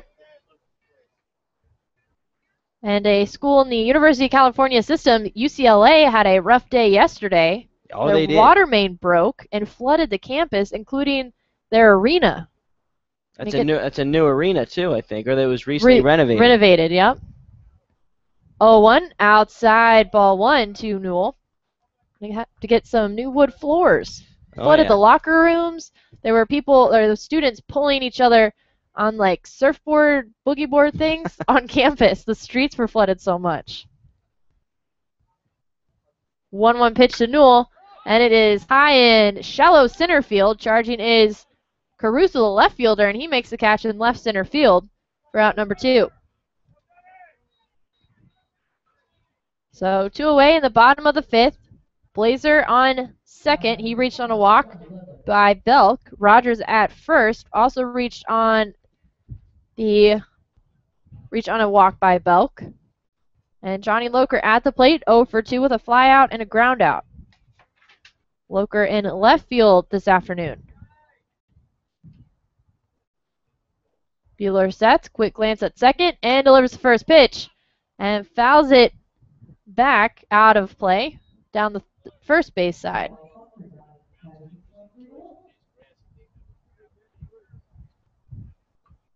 Johnny has 3 home runs, and a home run here would make it 3-2. A lead for the Miners. But they trail 2-0, bottom of the 5th. Bueller sets and delivers the 0-1. Swung on and ground ball over the mound and into center field. Blazer rounds third and heads home. And Newell stays at second, and it is a 2-1 ball game in the bottom of the 5th.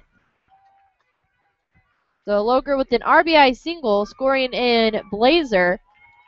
And it's actually Rogers moves to second. And Meyer coming to the plate. You know, that's a big hit right there. That's a confidence booster. Hey, knowing, you know what, we got 2 outs, but we can rally.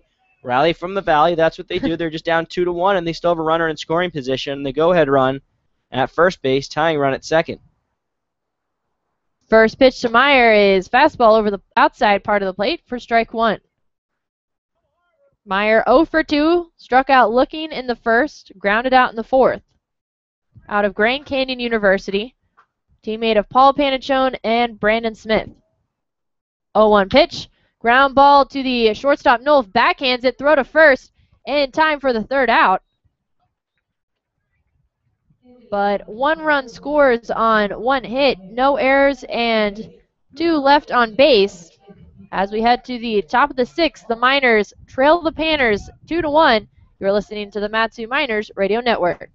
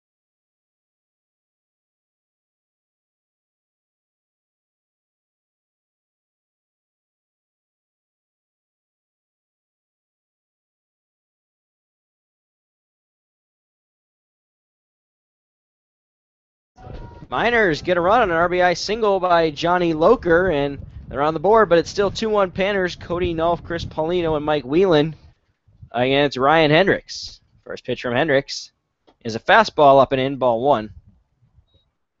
A 2-1 game.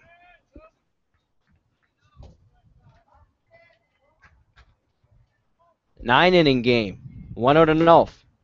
Fastball foul back right over us and into the street, and almost hit a car that was driving by. It actually hopped over the roof of the car and then into that parking lot. 1-1. Ground ball left side, scooped by Panachone. Throws to first. And a big out there. There's one away. That brings up Chris Paulino. Paulino 0 for 2, struck out in the 4th, grounded out to the first baseman Decker in the 2nd. Paulino bats from the left side against the righty Hendricks. Outfield is straight away. First pitch is a fastball, gets away from Meyer to the backstop. 1-0 on Paulino. Paulino, the second baseman for the Panners. Hendricks pitching from the windup. Here's the 1-0. Popped up on the infield, right side, tailing a little bit toward right center, but now on the infield is Nick Blazer, and he makes the catch, and there's 2 outs. That'll bring out the catcher, Mike Whelan. He's 0 for 2. Flew out to the center fielder, Frost, in the 5th. He was the first out of the inning. And then he popped to the first baseman, Decker, in the 3rd. Bats from the left side against the righty Hendricks. Knees bent a little bit. Slightest open stance. First pitch shows bunt, pulls back. It's a called strike with a fastball.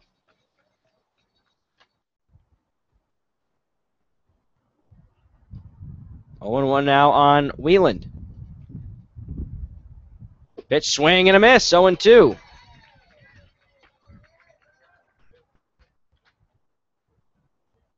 Outfield still straight away. Frost is maybe a step to the right of the second base bag. 0-2 pitch. Chopper back to the mound over behind Hendricks. Scooping it is Panachone off balance. So to first in time. A 1-2-3 inning for Ryan Hendricks, and he certainly needed that. And the Miners are going to come up in the bottom of the 6th needing runs. They're down 2-1 as we head to the bottom of the 6th on the Matsu Miners Radio Network.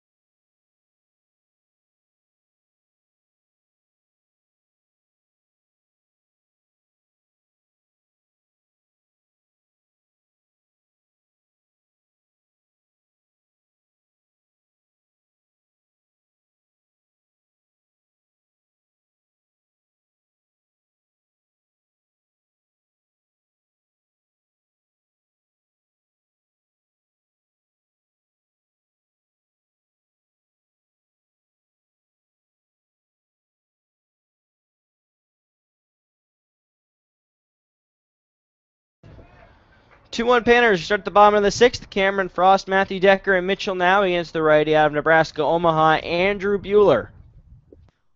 Bueller sets. First pitch is a fastball, 2 low, ball 1. Panners lead the Miners 2-1. If the Panners win this game, they win it all. Miners trying to stay alive. 1-0. Swing and a miss at a slider outside and low. 1-1.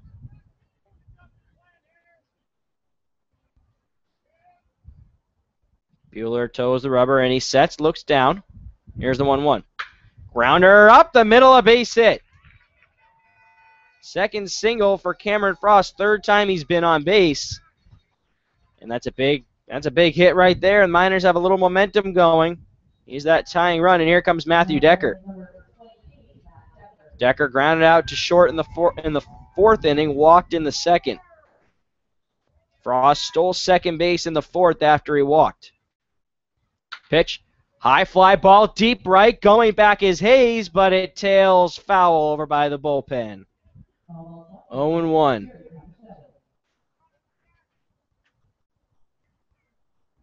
It had the power.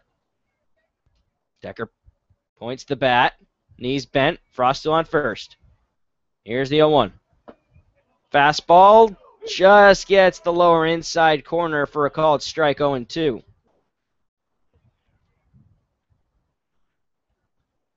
Frost still on first. Pinkston holding him on. Foot not on the bag. 0-2. Swing and a miss. Strike 3. That's the first strikeout for Andrew Bueller. And now there's 1 down. That'll bring up Mitchell now, the designated hitter from Texas A&M. Mitchell batting from the right side. He's 0 for 2. A ground out to short in the 4th. Grounded into a double play in the 2nd. Runner at first. Here's the pitch. Off speed on the inner half. A called strike. 0-1. 2-1 Panners. Bottom of the 6th. Mitchell points the bat. Bueller sets. 0-1. Chopper left side. Scooped by the shortstop. Nolf goes to second for 1. On to first, a double play. Second time Mitchell's ground into a 6-4-3 double play of the game, and we are through 6 innings. It is still a 2-1 lead for the Panners. And we'll be right back on the Matsu Miners Radio Network.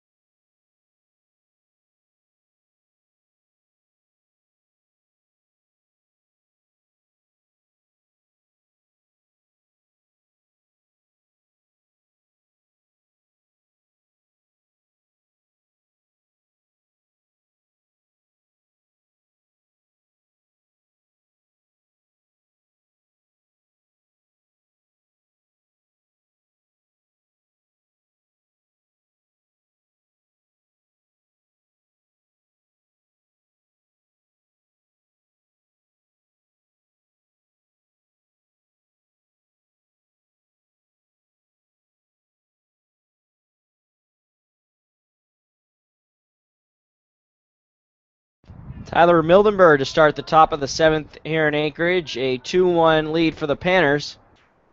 It'll be Mildenberg, Caruso, and Hurst against Ryan Hendricks. First pitch is a fastball. Low, but a called strike. Mildenberg reached in the 5th on an error by Hendricks. He scored on the double by Caruso. 0-1. In the dirt and scooped by Meyer. 1-1.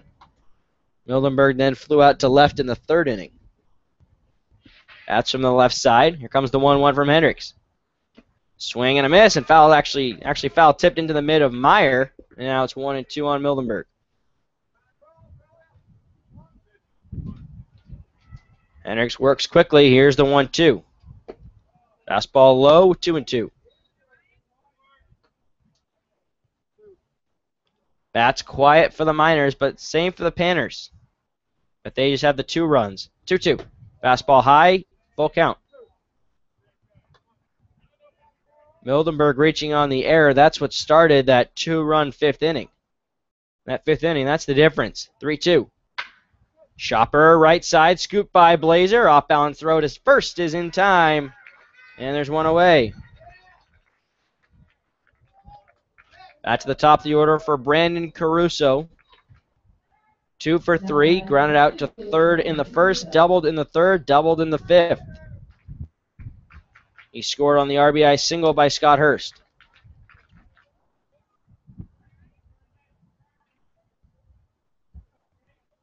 Caruso taps the plate, knees bent, first pitch. Fastball up high, ball 1. Caruso out of Pepperdine. Comes the 1-0 from Hendricks. Fastball sent out right side, foul, 1-1.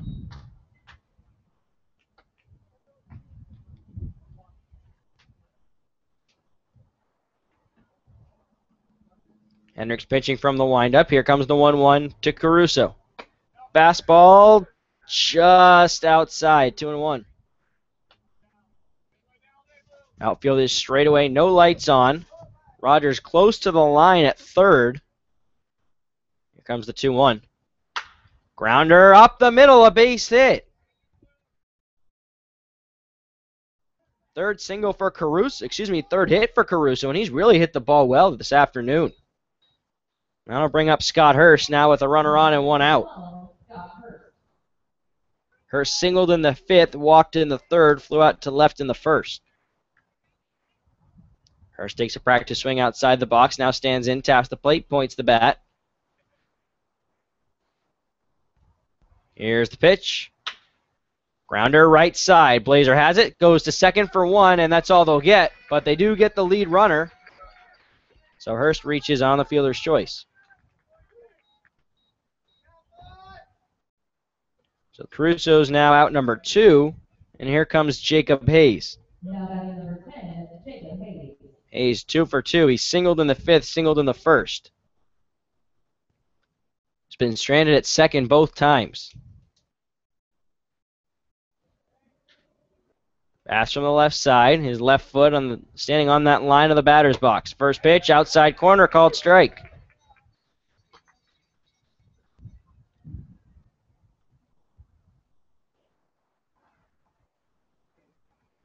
Hendricks sets. Here comes the 0-1. Fly ball left side and actually more towards center, and Cameron Frost makes the catch for out number 3, and that's a big out right there as it is the 3rd out, 7th inning stretch. Miners try to get Hendricks a little bit more run support. They'll be up when we come back in the bottom of the 7th on the Matsu Miners Radio Network.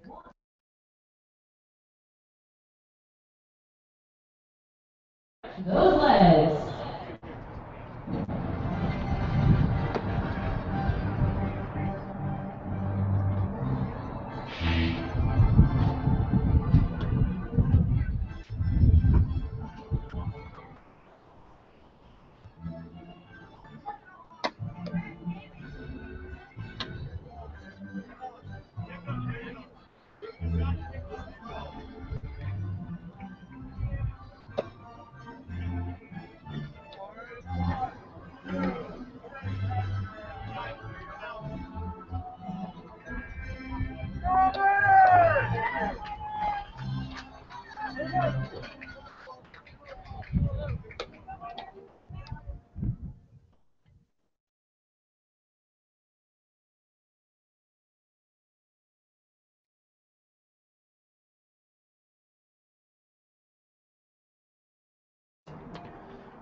Time to start a rally from the Valley, a 2-1 lead for the Panners who start the bottom of the 7th.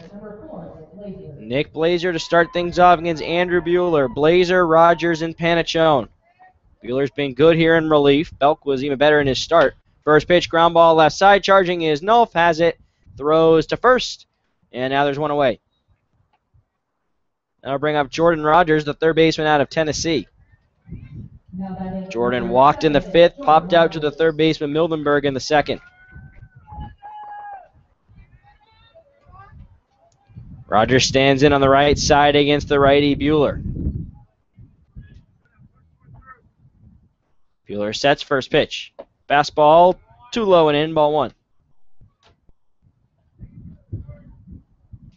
Really no clouds over the playing surface. There are some clouds in our reach in left center as that hits Rogers, so he now reaches first with one out.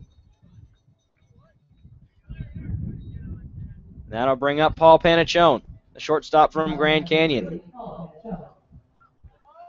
Rogers is the tying run at first base. Here in the bottom of the 7th, Panners lead 2-1. Game 2 of the Top of the World Series. The Panners won Game 1, 14-0. It's a best of 3.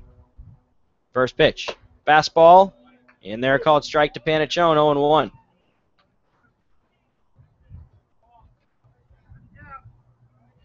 Outfield is straight away. 0-1 to Panaccione. Ground ball left side, scoop by Nolf, goes to second for one. On to first, that's a double play. And that ends the inning as well. So we are now through 7. It's 2-1 Panners. We head to the 8th on the Mat-Su Miners Radio Network.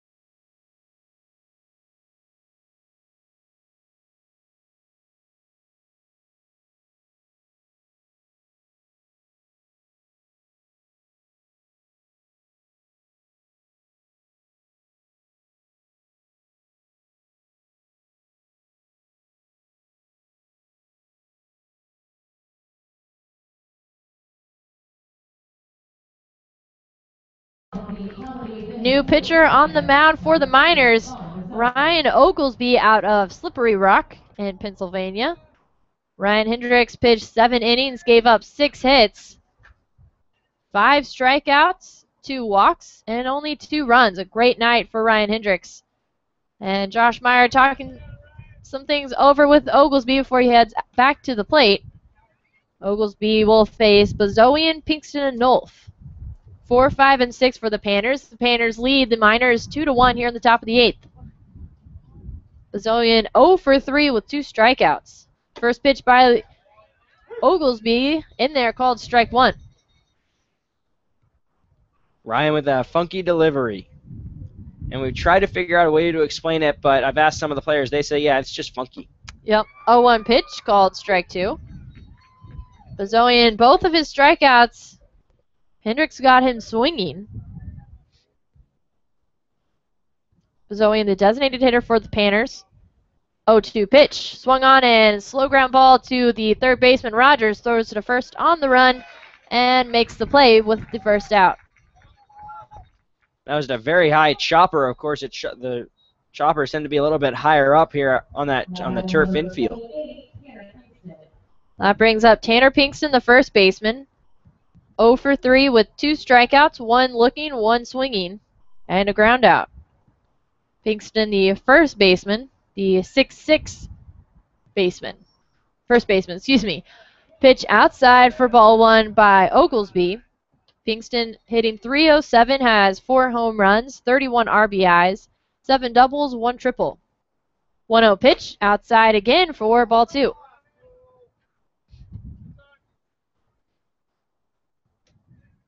Frost and Loker playing a little bit deep in center and left field. 2-0, ground ball to the shortstop. Panachone picks it up on the run, throws to first, and there's 2 away.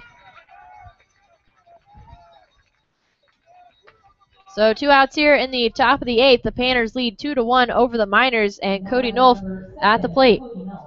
Nolf also 0 for 3, 2 flyouts and a ground out.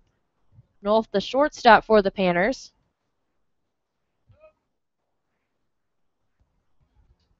Oglesby looks into his catcher Meyer, and the pitch. Nolf shows bunt, pulls back, and it's a called strike fastball right over the middle of the plate by Oglesby. Nolf has 9 home runs, 38 RBIs, and 10 doubles. 0-1 is a little low and away for ball 1. Nolf is hitting .322. Sophomore going to be attending Auburn in the fall.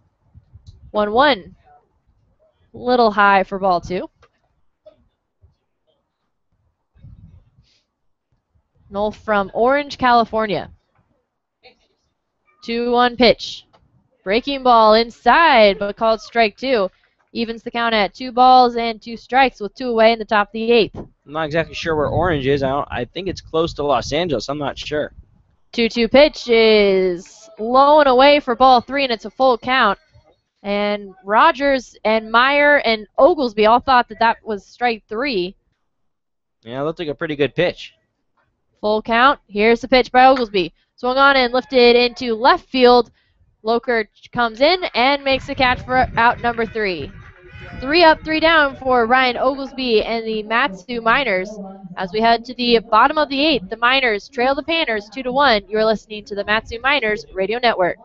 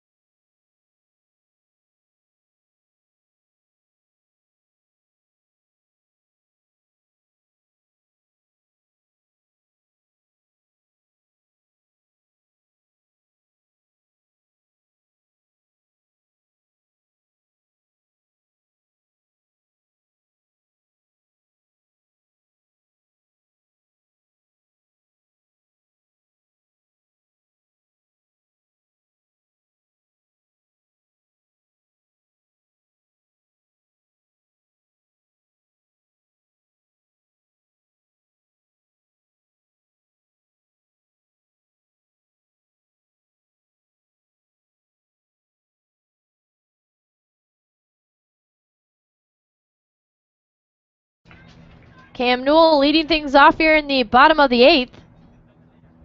The Panners lead the Miners 2-1. And game 2 of the top of the World Series for the ABL. Panners won game 1 14-0 over the Miners last night. First pitch to Newell called strike 1. Miners hoping to force a game 3. Game 3 follow about 30 minutes after the conclusion of this game, but the Miners need to score more runs first, and Newell lifts one deep into right center field. Going back for it is Hurst, the center fielder, and makes the catch. I think the wind might have helped keep that one in the ballpark. That had a lot of speed coming off of his bat. That brings up Johnny Loker. Loker 1 for 3, had an RBI single in the 5th. Loker out of Stanford, hometown, is the Seattle, Washington area.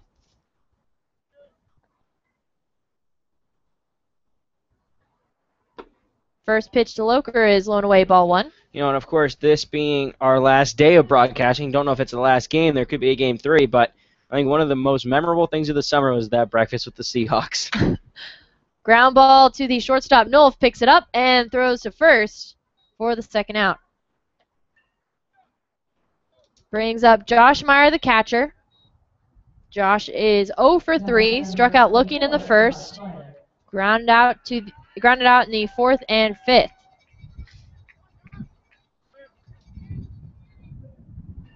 Josh steps into the right-handed batter's box, taps the plate. Bueller looks to his catcher, Wieland, and delivers the first pitch. Called strike right on the outside part of the plate.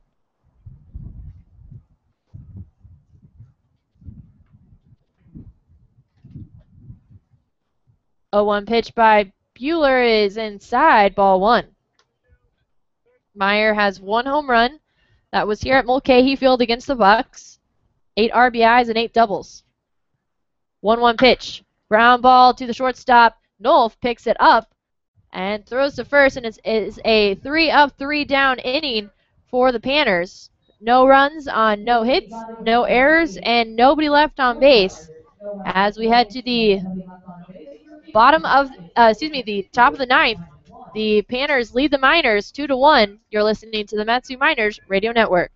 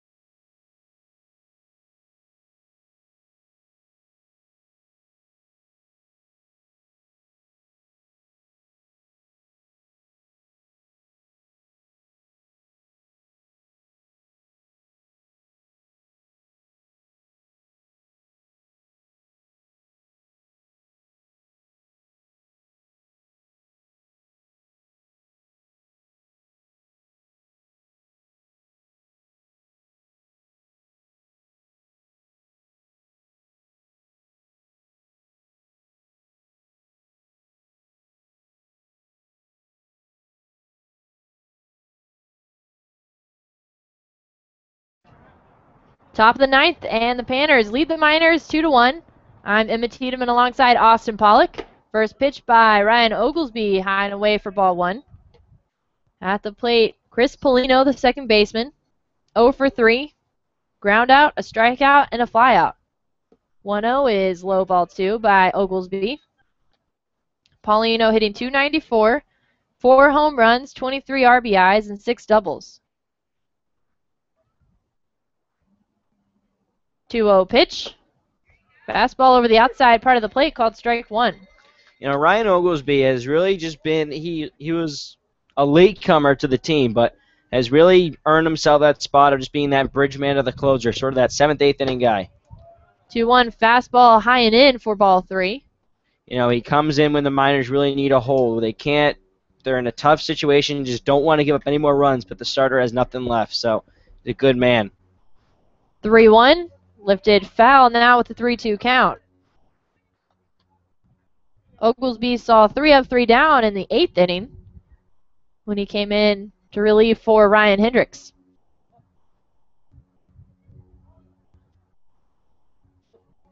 And it is low ball 4, and Paulino takes his base at first, and that brings up Wieland, the catcher. Wieland 0 for 3 with 2 flyouts and a ground out. Hitting .329. Wieland, the catcher for the Panners, out of the University of Arkansas, Pine Bluff. And now Josh Meyer, the catcher, along with Brad Baker, the pitching coach for the Miners, heads out to the mound to talk things over with Oglesby. Mike Rahovic over on the third pitch between third base and home plate. He's talking with Mike Wieland. And now Chris Paulino's heading over there as well. The entire infield is on the mound talking things over.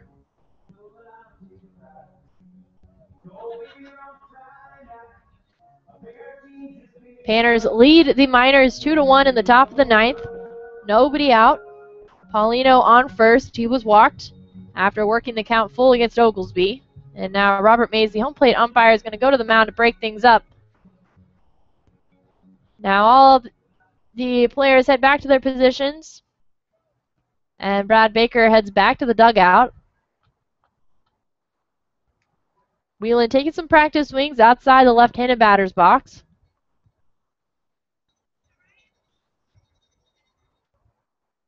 Wheeland with 3 home runs, 19 RBIs, and 7 doubles. Shows bunt already. Here's the pitch. Puts it down just to the right of the mound. Oglesby charging. Throws to first for the out, but Paulino moves to second.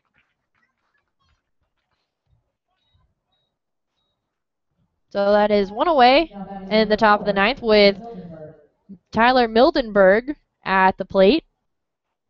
Reached on an error in the 5th and scored a run, and now head coach Ben Taylor coming out from the dugout, along with the entire infield heading back to the mound. And we will have a new pitcher, and we will step aside briefly to find out who that is right after this.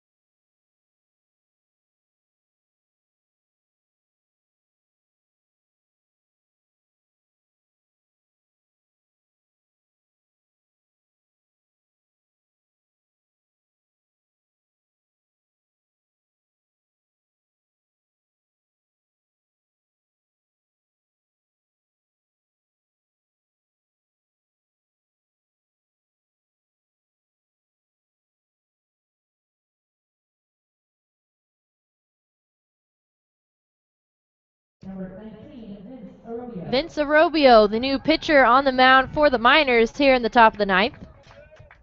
Comes in with Chris Paulino on second base. He was walked by Ryan Oglesby. First base, Tyler Mildenberg, freshman out of Oregon State University. Bats on the left side of the plate. Mildenberg, the third baseman for the Panners this afternoon.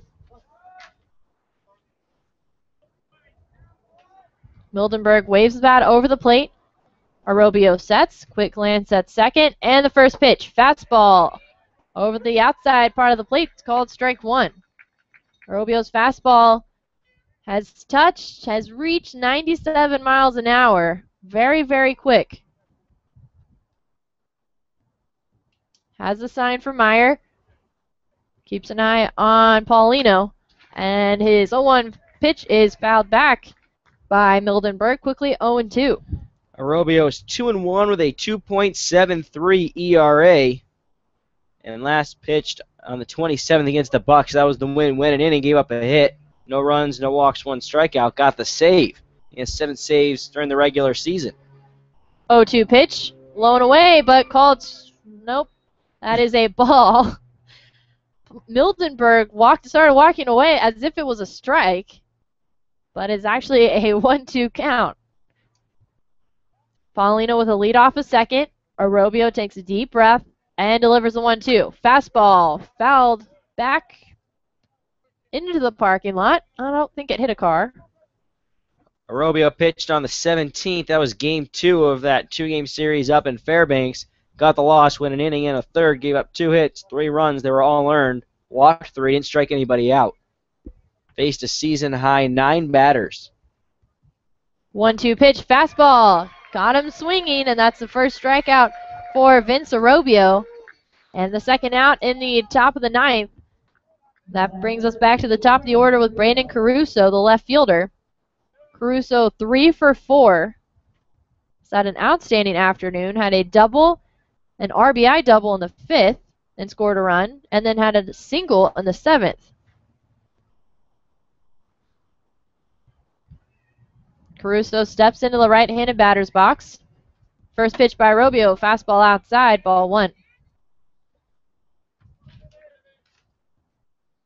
Caruso, a freshman out of Pepperdine. Yeah, Caruso's been on base 3 times, 2 doubles and a single. He grounded out to third in the first inning. Only time he's been kept off the base paths. 1-0, fastball called strike 1. And I caught that inside part of the plate this time. Caruso hitting .265, has 1 home run, 13 RBIs, and 8 doubles. 3 triples. 1-1. Inside, called strike 2. Chris Polino at second base. He was walked by Ryan Oglesby to start the top of the 9th. Whelan grounded out. Mildenberg just struck out swinging. And Caruso at the plate with a 1-2 count. The Panners lead the Miners here in the top of the 9th, 2-1. 1-2 pitch by Arobio, and it's fouled. Stays with the 1-2 count. Runner at second, that's Paulino. He walked, and then advances second on the sacrifice bunt from Mike Whelan. Caruso waves his bat over the plate. 1-2 pitch. Lifted line drive into center field. Going back for it is Frost and makes the catch for out number 3 as we head to the bottom of the 9th. No runs on no hits, no errors, and 1 left on.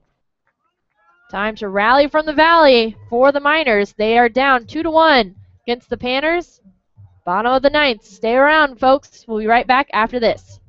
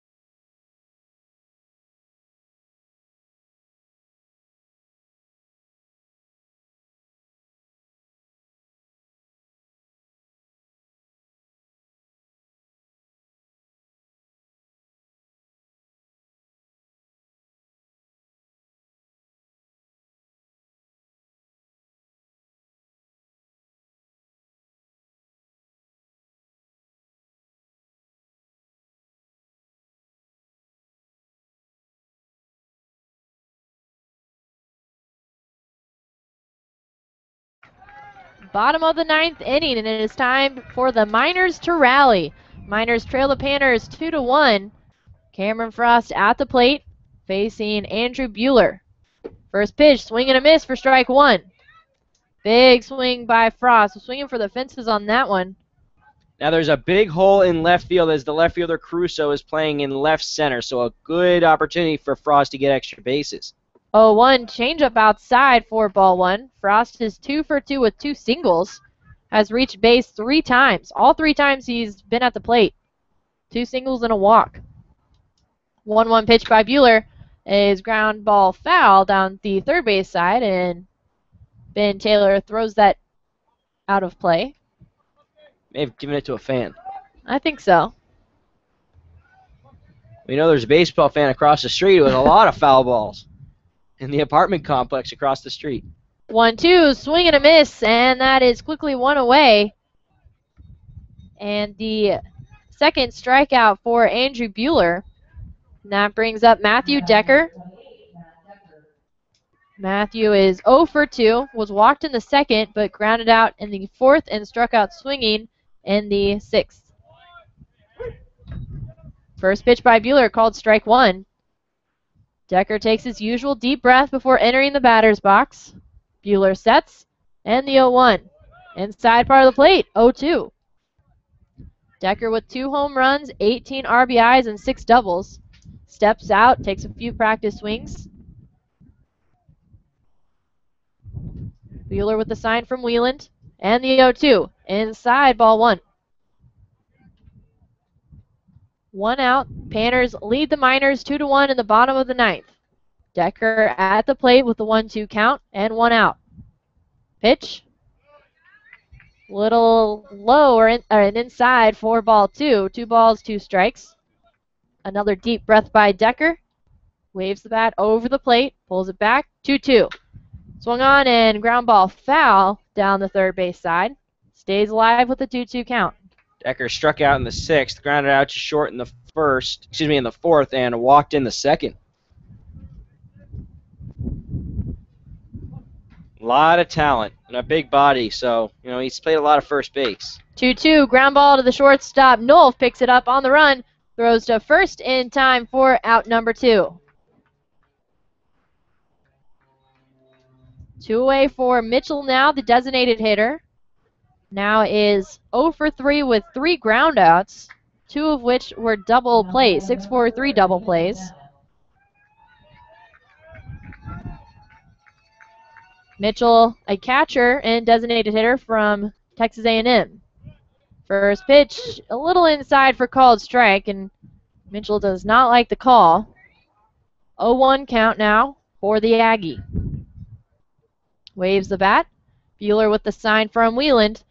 And the 0-1 pitch. Low and away, ball 1. All right, we will not have a post-game show. We're just going to very briefly wrap things up if this one comes to an end here in Game 2. 1-1.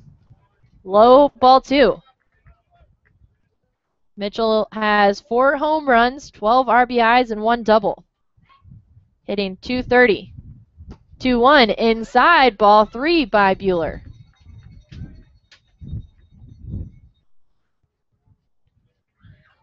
Left fielder Caruso very deep in left. 3-1 pitch.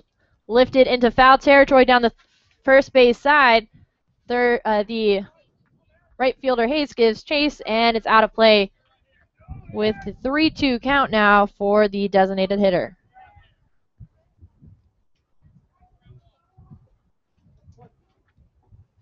Mitchell now has a lot of power. Here's the 3-2 pitch.